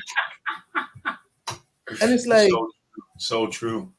I had to stop watching. Like, I don't really watch these channels no more. If AJ is on, I might watch a couple of it, but I just realized like what they do, and I can't deal with that. So just observing Anthony Joshua, you could see he's much more wary of these guys. He's much more wary. Before, while he was still uneasy, he would laugh a bit more with like a Coogan. Yeah. No, he kind of answers Coogan in like a kind of an iffy way. Yeah. If you watch his interview with like he kind of answers Coogan now like, man, I don't really want to talk to you. Like he'll kind of give these weird, vague answers. You know what I mean? Like he really don't like the Well, Michelle Joy Phelps, because them people, IFL and Michelle Joy Phelps. I'm gonna call her Michelle Joy Phelps. Michelle Joy Phelps, she did Joshua dirty because she was in an interview with Joe Joyce, and then she said, "You had something to say about Anthony Joshua recently," and Joe Joyce was like trying to think about what the hell she was referring to. And then so she wanted it. She fed him some more. She said, You said you thought he was then put the mic to his mouth. A snake? You said it's a snake? And she was feeding Joe Joyce. She was trying her damnedest to get Joe Joyce to make derogatory statements against Joshua. And you can see that he wasn't really feeling it. He didn't particularly want to, because he may have said something at some point, but he didn't feel that way at that particular moment. But she was with all her might. She was trying to instigate and have a clickbait title, just trying to get Joe Joyce to defame Anthony Joshua. She would never dream of doing that with the target being Tyson Fury, for example. She wouldn't have the mic in Joe Joyce's grill, trying to egg him on to defame a Tyson Fury. But where she was with a little ass self, trying with all her might to get Joe Joyce to defame Joshua. And I thought, wow, I never really had anything negative to say about it before, but I thought, wow, you really are an instigating little piece of work who wouldn't do that to Tyson Fury. You wouldn't do that to a Billy Joe Saunders. And Coogan the same, because, Fury gives them more time than Joshua does. But so they feel that, they can use Joshua's name and try to use it as cannon fodder. That seems to be their modus operandi. Well, it's very clear that that's their modus operandi. But when I saw that, I thought, if I was Joshua, I really wouldn't be looking to give Michelle Joy Phelps any time. And I think I didn't see the interview, but I saw the thumbnail. I saw a thumbnail of her holding a mic to Joshua, and I saw the expression on his face, and he was like, I really would prefer not to be here with you right now. I haven't seen the interview. I'll go and check out a few of those interviews because they might make interesting viewing, just to see the awkwardness or the uncomfortableness. Because if I was Joshua, I really wouldn't be looking forward to spending time in Michelle Joy Phelps's space with that clear rat move. That was a very clear rat move that she tried to maneuver, that she tried to employ against Joshua. If that was me, I would not be very happy with her. I would not be very happy with her at all. Michelle Joy Phelps. How is this? What is this? What am I seeing? Oh, I'm seeing the advert on my thing. Okay, I was wondering what the hell was going on. Yeah. So, what are they talking about? Joshua staying out of. I just find it, distasteful. I was just watching it, like, there's something's wrong. Like, these guys, Are you hearing me, good Rafi? I'm hearing you. Yeah, I'm hearing you. Hello? Yeah, I'm hearing you. Yeah. 1 2 1 2. Or maybe you're not hearing me. Let me go out and come back. Okay. Yeah.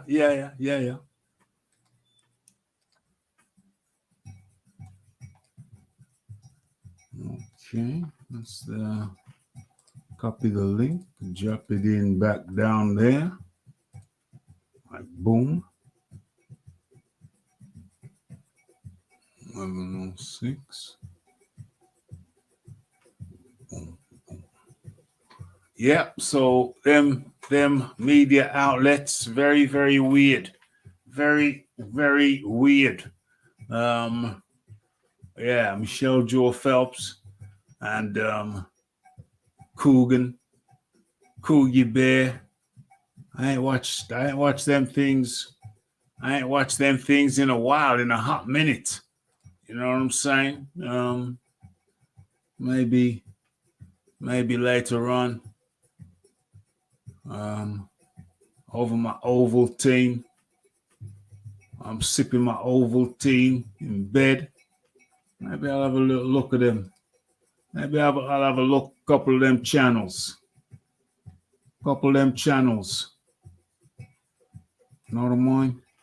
Hit that like button, hit that subscribe button, and hit that share button. If you're enjoying tonight's fare, hit all of the good buttons. Okay, what's going on there? Who wins? Spence, Thurman. Think we can end that poll.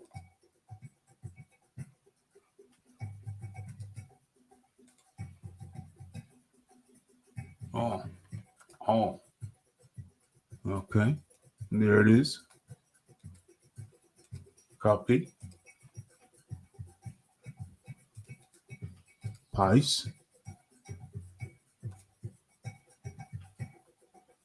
What's going on here? Yeah, nice quiet area, and yeah, by the coast, but strange weather last couple of days. Please pop up anytime, Rafi. Bring your surfboard if you fancy catching some waves. For real. I might be my skateboard. Okay. Yeah, Spence wins. Who wins? Spence 80%, Thurman 20%. Yeah, I think Al Bernstein's trying to troll everybody. He trying to troll everybody. For real. For real. What's going on here? Dang.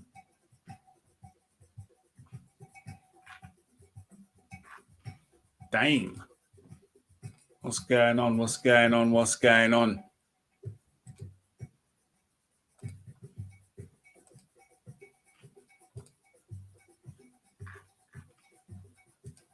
have a look. Let's get out of that.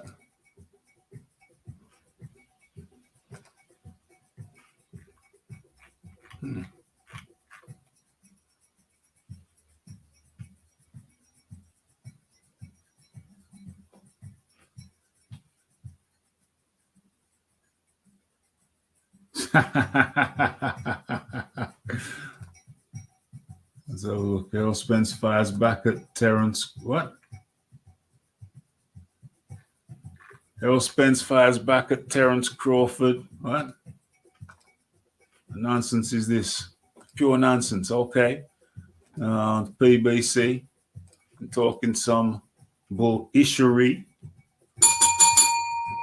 Talking about Errol Spence fires back at Terrence Crawford, says you won't answer the phone. That's pure nonsense.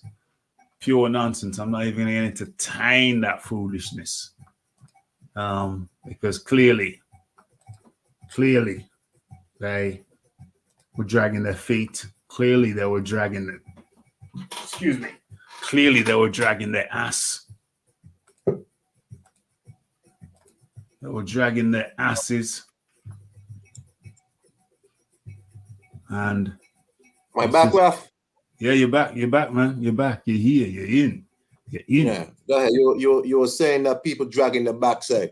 They're dragging their ass. Errol Spence, there was an article, a deflecting article that told Errol Spence saying that Crawford won't answer the phone. It's pure nonsense, man. It's a waste of time. It's the same bullshit, pardon my expression, we had to go through with Deontay Wilder, with Joshua, or the fake bullshit. So much misdirection. You know what it felt like to me? It felt like when a man's with a woman that he doesn't want to be with. You know, back in the day, you have a girlfriend and you don't want to be with her, but she's better than nothing. You said, just for now, just for now, let me just hang on to her for now. Let me just hang on to her for now. But really, you don't want to take her nowhere.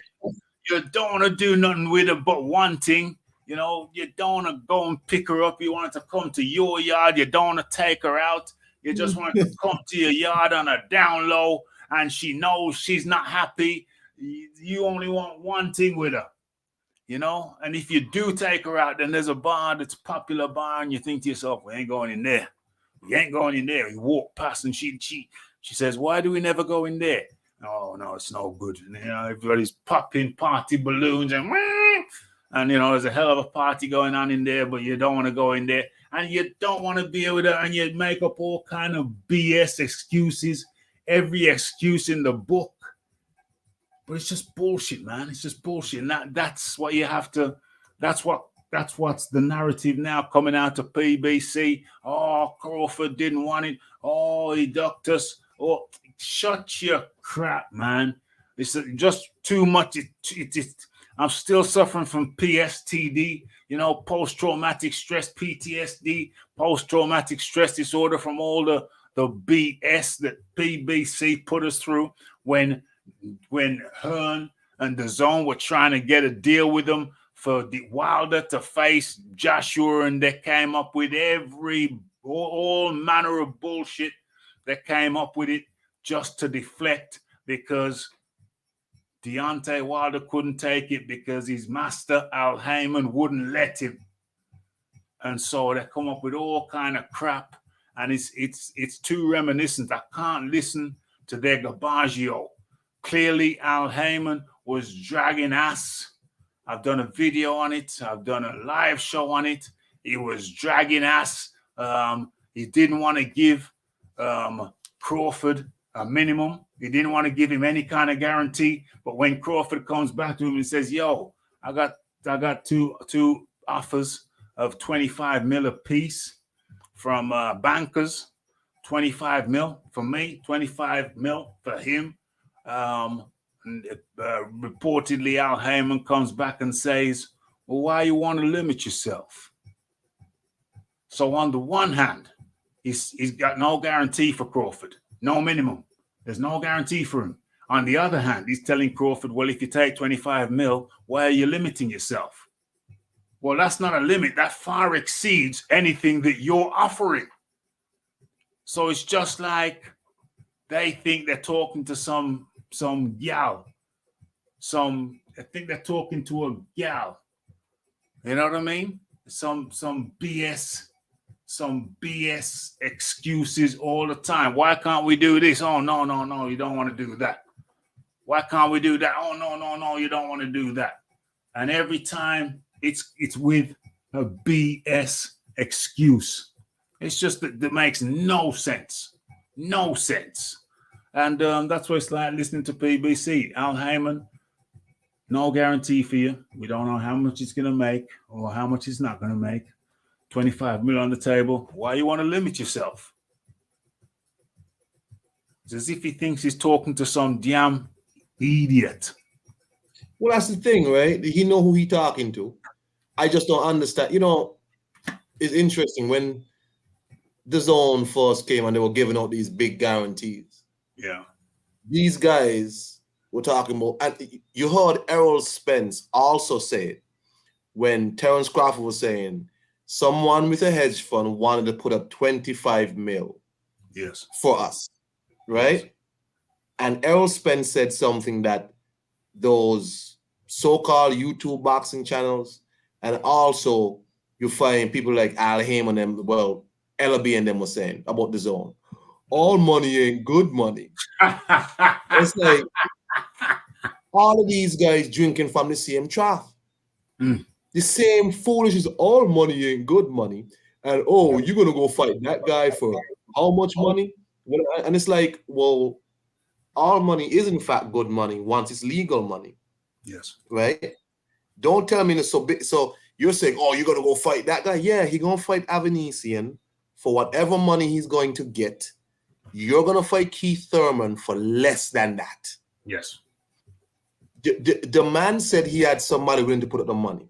Yeah. All Errol Spence had to do was tell his advisor, quote unquote, to go and see if that money is in fact real. Yeah. That's all. Yes. But like the same thing with Deontay Wilder and the zone, his advisor actually got the meeting with the zone and still turned it down and fired Lou DiBella. So what do we know? PBC guys are not allowed to make money. For real. Al Heyman will keep them on them small stipends or whatever. Yeah. They're not allowed to make big money. The only one allowed to make big money is Floyd Mayweather. That's it. For real. Because he's eating from the zone now. Yeah. The rest of them, no. You can't eat from the zone. Not you, Errol. Not you, Deontay. Not you, Tank. Yeah. Not you, Charlo. Yeah. You sit here. Don't cap yourself. Don't cap yourself. Yeah. What are you talking about? Did you see the report online that about the PBC shares that is actually not worth anything anymore? Oh Lord. Oh Lord God, I did not see it.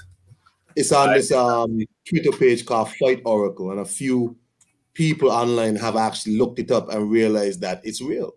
That the PBC people, whoever was invested in it, know the shares are worth zero. Jesus. There's no return on investments anymore. Jesus. Good. Terrible. Premier Boxing. Premier Boxing. Premier Boxing Championship. What is it? Championships? Yeah, Premier Boxing Champ. It's on a Twitter page called Fight Oracle. Fight Oracle, and they'll have it. I guess they do like a lot of fight money stuff. Yeah. On Twitter. If you go on Twitter, type in Fight Oracle. So it's really crazy. Like, these people really running a scam. Jeez.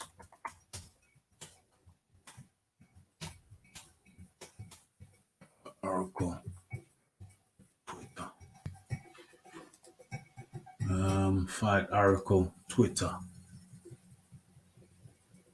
Fight Oracle.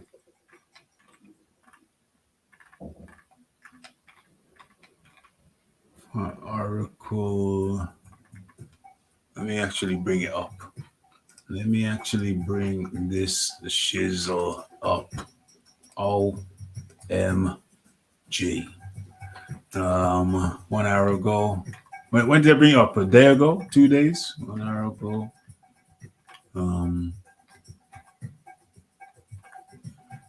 What does it look like? Too small.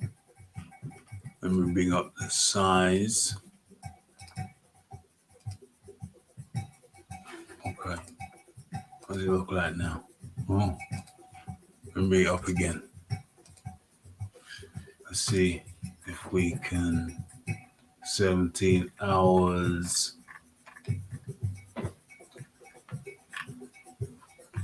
Suspicious betting.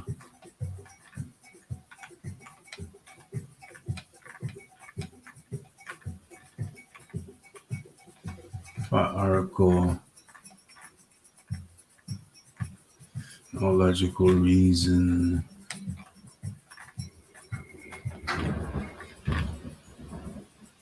was this? 10 years after her divorce, 2 children later, Sandra Bullock. Anyway, whatever. Yeah, I look Go up. back to November 5th or so. Or you'll see someone, he quoted someone about it. You'll see it just beneath here. Okay, so we're at November 6th right now. November 6th. November 5th. Where are we? Okay, so let's scroll down slowly.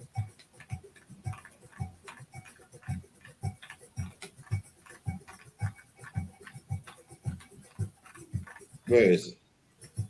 Yeah, you'll see it beneath. Go ahead, go down. You'll see it.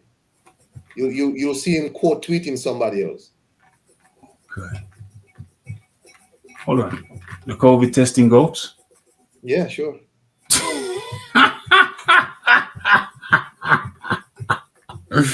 Okay. Chinese government are doing COVID tests on goats. Okay. Hold on. The next major network that gets into boxing with a real budget should have this edict. This is our money, not yours. Give me the fight we want or pee off. Okay. You're almost there. You'll see it now. Almost there. Oh, you know the guy the head guy for Red Bull. Apparently he's died and he was worth 23 billion with a B. What? 23 billion. I haven't seen that in writing. I heard it from a reputable source though. 23 billion. If I'm worth 23 billion, I mean, come on, man. Jeez. What do I do with 23 billion now? That's like countries. 23. There's something. I know I'm gonna have the mutual shareholders are the big bag holders. So if you go into that, you'll see the original post. Oh, okay. Oh, the mutual fund shareholders are the bag holders. Fighters got paid. Al got paid himself a salary to be CEO, and then took 20% of the purses paid to his clients that he greenlighted as CEO. Investors' money stolen. How he's not in jail is a mystery. Incredible. Click the down tweet. Click that and scroll up. Scroll down. No, up. Go up. Up. Okay. There you'll start seeing the ledgers and all this other stuff. So go all the way up. You'll see it. Oh, okay. So this is it, right? Okay. Let me see if the people can see it. Let me make it bigger. Let me make this bigger. People can see it now. Okay. The holding companies that own PBC are owned by Ivy Funds, which is a mutual fund organized by the Macquarie Group. PBC has 2 parent organizations. 1, Media Group Holdings, Series H. 2, Media Group Holdings, Series T. Ivy Funds owns 72,709 shares of Series H and 9,113 shares of Series T. Okay, Ivy Funds filed this report with the SEC in August. It's called a report. Ivy Funds disclosed the value of the shares are worth $0.00. Lord have mercy. Lord have mercy. Here is a report from December 31st, 2021. It states the Media Group Holdings Series H shares cost $446 million to acquire, and the value is not shown due to rounding. The Series T shares cost 168 million. And again, the value is not shown due to rounding. 614 million gone.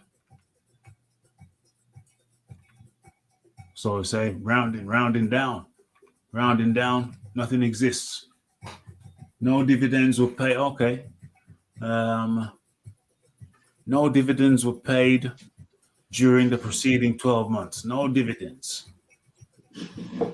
Rafi, this man could do all of that. Don't go jail. But if I thief a blasted bubblicious out the store, I gain 20 years in prison. You see how life go? Wow. Well, I mean, I knew this. It's just that I knew it's it's a 500 million, half a billion, or over half a billion, because it's 626 mil. We knew that. I knew that, but to see it in black and white, to see it written in black and white, where is the key point there? Where is the key point? Zero. Ivy Funds disclosed the value of H&T shares to be 0.0. 0.0. 0.000. Pure zeros. Bunch of not gadget. So cost the value 614 million gone. That's 114 million more than I had thought. We always thought it was half a billion.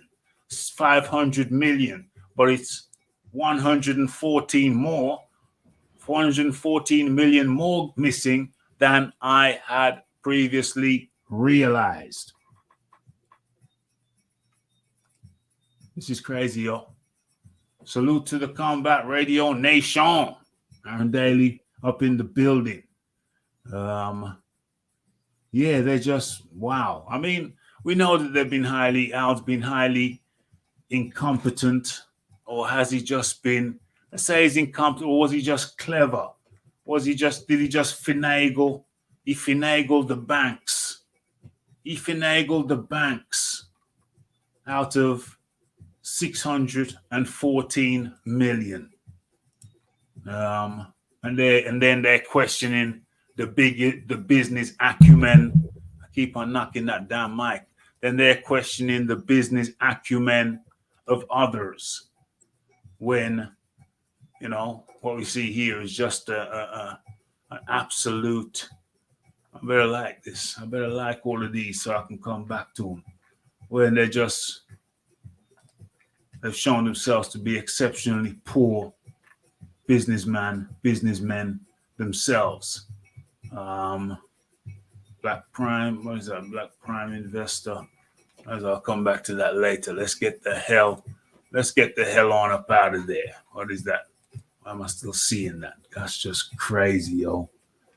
They tried to make zero seem like more with the decimal point and the dollar sign. OMG. Well, you see, these same people are questioning other people's business acumen. When you take over half a billion, B with a B, over half a billion, over half a billion, and turn that to nothing, then that's a magic trick extraordinaire. That's one hell of a magic trick. People have been saying for a while that the reason why Floyd is doing all these exhibitions is because his money is gone in PBC. Because he has money tied up in PBC and he's not getting any dividends from PBC. Mm-hmm. So he can't sit back and just enjoy dividends. Mm. He has to be doing these ridiculous exhibitions because he has a disgusting spending habit. Yeah. And now he has to be doing these exhibitions. And he has, as we've said, he has a much more robust fight schedule than even some of the young PBC fighters. You know what I'm saying? And because, as you could see, if this is accurate and the person posted all the links, yes, for you to go look for yourself, go ahead and look. Yes. PBC shares are worth nothing, Raphael. Jeez. That's why these men like Errol, Spence and them can't get these fights. That's why when Terence Crawford said, fine, I'll take the 35% of whatever we're going to make, but I need to see what you make so I can know I'm making sure I get the 35% that I deserve. For real. And they said, no, you can't see our books. Ha. Obviously not. But they want to see Eddie Hearn's books and the Zone's books. They want to see that. But because Eddie Hearn's money ain't good, but yeah. PBC's money is good. Oh, their money. Oh, PBC's money is good. Money that they don't have. PBC's money is good because they ain't got none. They ain't got none. Not all money is good money. Well, if the money's legal, listen. We all know that we all know the money that we all know that there's a lot of dirty money in circulation. We all know that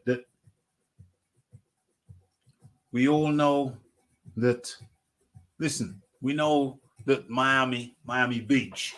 We know what money funded Miami Beach. We all know the City of London, the Russian oligarchs. We all know the Russian oligarchs' money is often dirty. We all know that a lot of that flows through the City of London banks. And we're talking about now. I can go back into history. Listen, you don't want Rafi to go back into history and the history of banking in England and the UK. You don't want Rafi to do that because then there's a list. It's a litany. It's a litany of dirty money. You could say that the PBC money was founded on stolen money. They conned the banks and then squandered the money. They got their loan, the half a billion loan. They squandered it.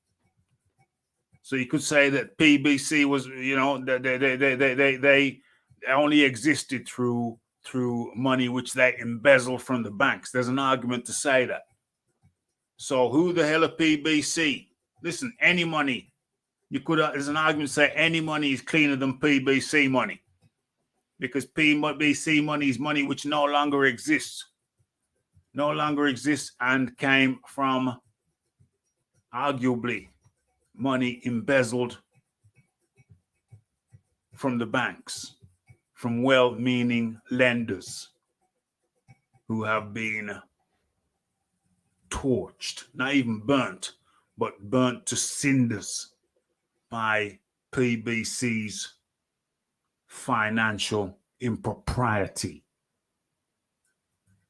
So who the hell are PBC to say that all money ain't good money? We know that from them, from their embezzled money, the money they embezzled from the banks, the money that the banks lent them in good faith, only to get burnt, scalded, scorched by PBC ineptitude. That's what the guy said. How this man not in jail is a mystery. Like this man, Rafi, imagine you had invested in PBC. So nothing on your shares. Oh Lord, invested in good faith. Not a growth, not a halfpenny. Invested in good faith. They nyammed all of the money, Douglas. They nyammed it out the whole Ross thing. If I put it in plain terms, they nyammed out the whole Ross thing. And they have the audacity to be talking about not all money is good money. Everybody else's money is cleaner than theirs.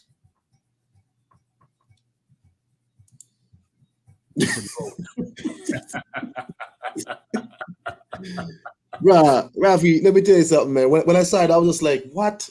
I didn't see you comment. I was like, Rafi couldn't have seen this. No. I've been real busy. These man, Rafi, people like Ellaby and them turning up their nose at other promoters. You don't know what you're doing. You don't know what you're doing. Don't know what you're doing. Brethren, please, please, please mind your business. You do one show a year, tops. One. You know what I'm saying? And we understand why you do one a year. We know we see, because you don't have no money to pay nobody. You know what I mean? You know, you've spoiled all these guys, you know, which is, you know, I remember when Canelo had said, look, I want my $40 million guaranteed. People are like, why he need it guaranteed? Who you think he is? Canelo is not stupid. He know who he dealing with. Yeah. I want my money. Yeah. And if this man pulls out the fight, y'all, I still want my $40 million. Yeah. People were mad, like, what's Canelo's problem? Who you think he is? Yeah. Canelo said, okay, either you give it to me, guaranteed, yes, or no fight. Yes. He knows what he's doing. These people cannot be. Next thing they write Canelo, a robbery check. Ha. Yeah, he wants it in escrow. He wants it in escrow. He wants that money in escrow. No messing around. Why Eddie Hearn asked them about the 50 million. Can I have proof of funds? Why you need proof of funds? Oh Lord. What? Oh Lord. Oh Lord, that 50 million, that bogus 50 million comes back into it. 50 million, they ain't got a bean. PBC ain't got a bean to their name. They ain't got a bean to their name, and we know this. We know by the way they're moving. They don't have a bean to their name. Rafi, they can't even do proper fight promotion. They can't spend money on press conferences. They can't do nothing. Like basic things they cannot do. Can't do it. They can't do it. Man, let me tell you something, man. I just feel like them fighters over at PBC right now, I don't know what kind of contracts they're in, but if they're not looking to get away from these people and find themselves with some other promoter, if you don't want to sign with Bob Arum or Eddie or Oscar, fine, sign with Lou DiBella. Maybe Lou DiBella get you fight someplace else. For real. But you have to leave. You don't see that the company you work for can't even pay dividends to their shareholders? What do you think this is? It's abysmal. It's absolutely it's PBC broke. That's crazy. I feel bad for the fighters, nobody else. As the guy said, Al Heyman made sure he paid himself.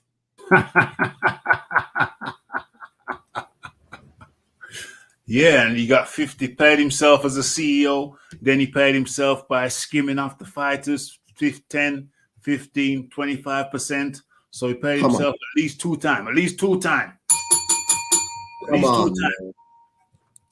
PBC are officially broke. And there's no disputing it. And they have the audacity to talk about not all money is good money. Like I say, it's just like they feel like they're talking to some idiots. They feel like talking to some idiots when all the time they've just been brainwashing the simpletons. They've been brainwashing simpletons over there. Yeah, Deontay Wilder made it good, but he could have been much richer. He could have been much richer. He got rich by colluding with Tyson Fury. Okay, they made each other rich.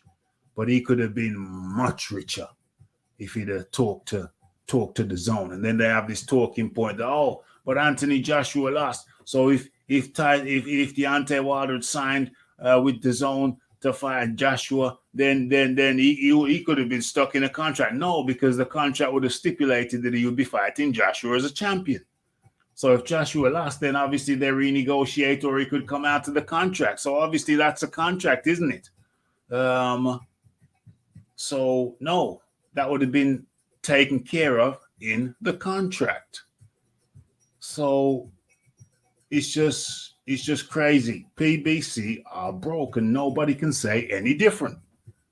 So when they're wiggling around and They're trying to make it difficult for Crawford to see the books. We all know why, because there ain't nothing in the books. There ain't no money there. There ain't no money there. PBC are broke. Penniless boxing penniless boxing championship. Man. Penniless boxing championship. Was it championship or CHUMP championship? Man, I was so disappointed when because I was like, look how they make these young men can't make money with nobody else, knowing that they run into problems. Wicked. These ain't nice people, Rafi. These is bad people. Wicked. Make all these young men don't take the money. Nah, don't take it. And these young men are like, but you see, people like Danny Jacobs. Yeah. Danny Jacobs is a big man. So he was like, hey, I going over here by Eddie, go make some decent money. You check? Yeah. Mikey Garcia, make decent money. Yeah. The rest of these fools, man, please. Yeah. Penniless boxing championships. Not even championships. Books, they can't even afford a book. It's disgraceful. That's why they've been. We knew they didn't have no money. It's just when you see it in black and white, it just makes it so much. It's just convenient. It's nice. It's nice to see things in black and white. But I just want the foolishness from PB. But they've always been built on smoke and mirrors, and it's always been built on. Listen, just believe. Just if you ain't a believer. That's why they've been built on sand. They built their house on sand. That's why they say that's why they're so aggressive. Certain channels are so aggressive. You got to listen. You would have saw you gangsters. You would have saw you gangsters. And there's no logic in their arguments. They're illogical. It's just pure. Listen. The whole thing was built. It's a castle built on sand. PBC is a castle built on sand.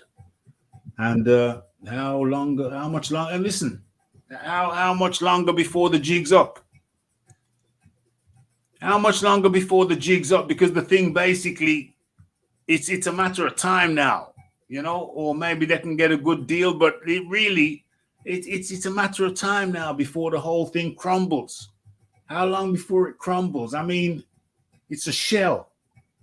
It's a shell. It's like some old ruins. In England, we have some old ruins of castles. You see a wall on one side. You say, oh, that's a castle. But you walk around the side, there's nothing there. It's just a shell. It's just some walls now. It's just some walls hanging up. No interior. It's the exterior of a castle, but no interior. It's gutted. And that's what PBC are now, man. They're just PBC just hanging on by a thread. It's shameful and it's disgraceful. It's sad. Rafi, you'd see Wiley and I. Well, it's a sham. The whole thing is a sham. It's a castle built on sand. And they try to deride people, try to degrade people, try to tell people they're dumb. And all the time, they have no substance. There is no substance. There is no substance. You know what I mean? It's just, it's interesting. It's just interesting how we see this information now, and the certain usual suspects who normally big them up, they're not covering this, right? Uh-oh. No one is saying this is not true, whatever. Like, for the longest while, your former guest who used to have on him, Mr. Glacier, yes, has been saying these people don't have no money. Like this is a scam. Like this is not, Yeah. He's been saying that for a long time. He has. He has. I remember when the first Espinosa and Eddie Hearn fallout happened, when Eddie Hearn took Joshua away from Showtime. Eddie Hearn told Espinosa, the reason why I left is because Showtime didn't have any more budget. Dang. And Espinosa said, no. Since that time, Showtime has been going on a steady decline. When they went and put themselves in between Deontay fighting Anthony Joshua, when convinced Deontay to fight Brazil on Showtime and not take the 20 million guaranteed. Yeah. That might have put Showtime in a bad position, because after that, they didn't have no more budget, because they didn't make their money back, because they didn't make that a pay-per-view. They did it as a free fight, and it just shows how they waste money because they want to spite people. Ridiculous. If you were working with other people, your company could have lasted longer, because you would have gotten other fights to come over and been more harmonious in the whole boxing thing. But no, you want to close off yourself from everybody else. Yeah. And basically, you can't do that in boxing. You just can't. There's too much good fighters out there for you to silo yourself out. It just can't happen. PBC Island. It's crazy, man. It's disgraceful. But one thing we know is PBC are broke. They're broke. They're broke. 0.00. Zero De Niro.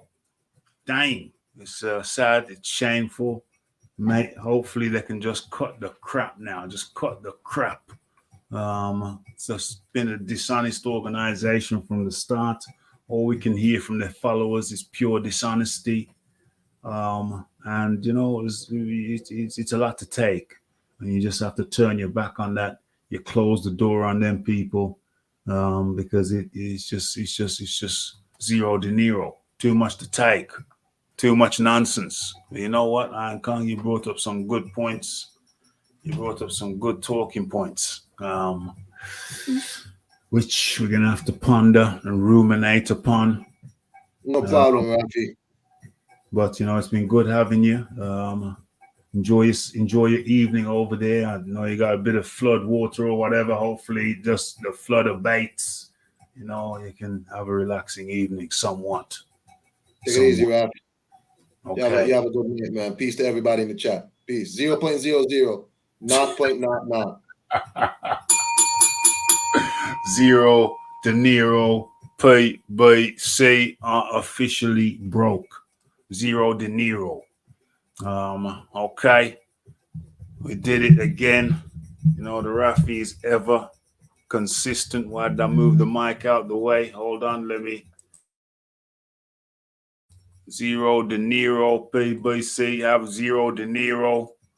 The Rafi is ever consistent, bringing you this thing on a regular basis. You know what I'm saying? And sometimes, even though it feels like I'm Rafi swimming against the tide, I'll still do it. Still do it. What did they say? What did they say? Hard times. Pressure either bust pipe or pressure builds diamonds. Sometimes when you feel like you're swimming against the tide, it feels like pressure. But you know what? Certain people out there, there's a certain category of people out there, like the Rafi, who just keep on doing it. Keep on keeping on. Like I say, pressure creates diamonds. Diamonds in the sky. Why did I try to only show you my diamond? They don't want you to see the diamond. Good evening, Mr. Dawkins. Sorry. Let's do the ceremony. Okay. Super chat from Mr. Timothy Thomas. Timothy Thomas. That's a Welsh name, if ever there was one. Are you a Welshman? Are you a Welshman, Mr. Timothy Thomas? Mr. Timothy Thomas. That sounds very Welsh to me. That sounds like a good Welsh name. Good evening, Mr. Dawkins. It's a shame the PBC is on the way out. Will Spence join BT Sports? BT Sports, the worst of them all. Oh, hilarious. I don't know. They're going to keep on hanging on. How long have they been hanging on, though? They've probably been hanging on for years. They've been on fumes for years. Well, they're not doing proper promotions. How many shows are they doing? They're not doing proper promotions. Oh, St. Lucia. St. Lucia. There we go. St. Lucia. Dang. Excellente. They've been on fumes for years, mate. They've been running on fumes for years. I think it's a good thing. There are a lot of fights that don't get made because of PBC. Yeah, and they're gonna still be blocking this thing. They're gonna still be blocking the thing. You know, that's the worst part of it. I just hope they can just done. Just done. I hope they can just be finished and over with, but they're going to be running on fumes. I don't know what Al Heyman was supposed to. Crawford said, let's meet up to Al Heyman. Al Heyman said his mom's not well. So they can't meet up. So what the hell's he doing? He's longing the thing out. Your mom is no carer. There's no nurse. You're a rich man. You embezzled over half a billion. You know what I'm saying? You creamed off that. How many hundreds of millions did you get out of that? You got 100 million in your back pocket, maybe. So you're okay. You can't get a nurse for your mom and slip out for a day. For a day to seal a deal with Crawford and his lawyer for a Spence fight. Nah, you're longing it out again. You're longing it out and seeing how you're nickel and diming it, seeing what you can skim off. It's a skimming operation. You're skimming. You want to see how much you can skim off. You know what I mean?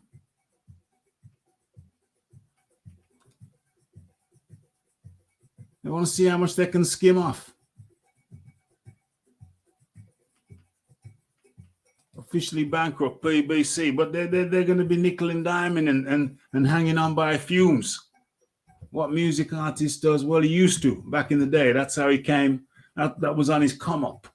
He used to run clubs that led into booking artists, that led into promoting artists, that led into managing artists. You know, I think Al Heyman. Suge Knight got his first body was an Al Heyman bodyguard. That's one of his first bodyguard jobs with Al Heyman. That kind of tells you something. He worked with. Did he work with Michael Jackson? He may have done. I don't want to say that yet. Maybe I'll do some research on that. I've done some research in the past and I forgot. Who did Al Heyman work with? You know, I did some research in the past, but I forgot. You know what I mean?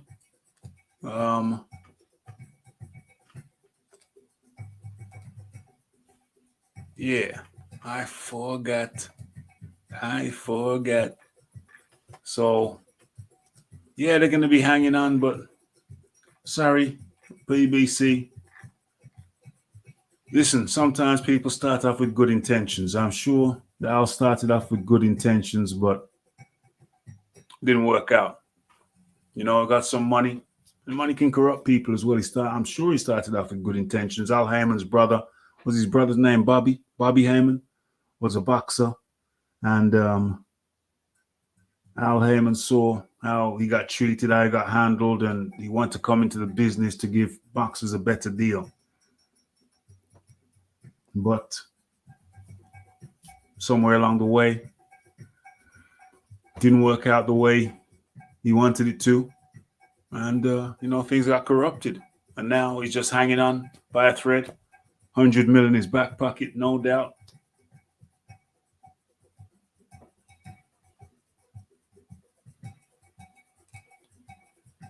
Mr. Dawkins, what does the back end payment mean? The back end payment, back end is front end and back end. Front end is upfront payments. Back end is when all the profits have been made. And that's the back end. Front end and back end. When all the profits, the breeze is rattling the place. It's rattling the place. Some windows slightly ajar. So that's what back end money means. Back end payment when they know how much, because they don't know how much is going to be on the back end. How much is going to be on the back end depends on how well the PPV did, how well the ticket sales did. PPV, ticket sales, that's back end. That's back end money. You got a slice of the back end money, you got a percentage on that. That's back end payments. PBC financial term. That's to the best of my understanding. But they just need to. But Al Heyman's going to stick around. He's going to stick around. They're going to keep on running on fumes. But I wish they would just go out dignified. They ain't got no money. PBC ain't got no money.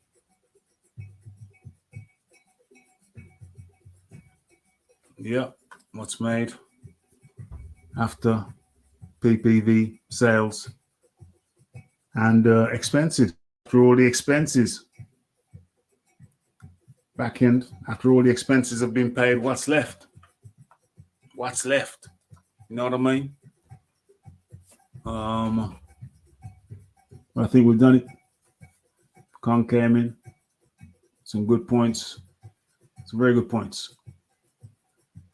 And we got another dimension to look at. Rafi ain't been really looking at the media more really like that. I ain't really been looking at the media like that. Rafi been busy. But so shout out goes to the Iron Kong 126 for bringing certain things to the Rafi's attention, so we could chop it up here live on the Raphael Dawkins Combat Radio. But it's late. It's late. I gotta get on home. I can't wait. I've been gone too long. I am home. This is my home. This is your home. You know what I mean? Hey, but much appreciation to everybody who came on in. Special thanks to the Iron Kong jumping on the panel. Special thanks to the Timothy Thomas from St. Lucian. He's a St. Lucian man from the islands, the Caribbean islands. Much appreciation for the kindness. Follow his example, people. Follow his example. And much appreciation to everybody who took time out of the day to come over and spend it here at the rdcr. Okay. PBC story reaching me. I just want to get the hell out. I just want PBC to get the hell out of boxing so we can get these damn fights done. Great show. Peace out, everybody. Absolutement. Absolutement. Okay. So what can I say? It's the Raphael Dawkins. If you have not hit that like button, please kindly do so. Hit the share button. Share it on all forms of social media, if you would be so kind. Make that a habit. Make that a routine. Get the word out. It's the Raphael Dawkins. It's the Combat Radio. It's the like. It's the subscribe. It's the comments. It's the shares. And it is the hitting the bell icon to stay updated with news and notifications. And don't forget about the live show. Don't forget to follow me on Twitter. It's the Raphael Dawkins Combat Radio. And we are out. Blessed.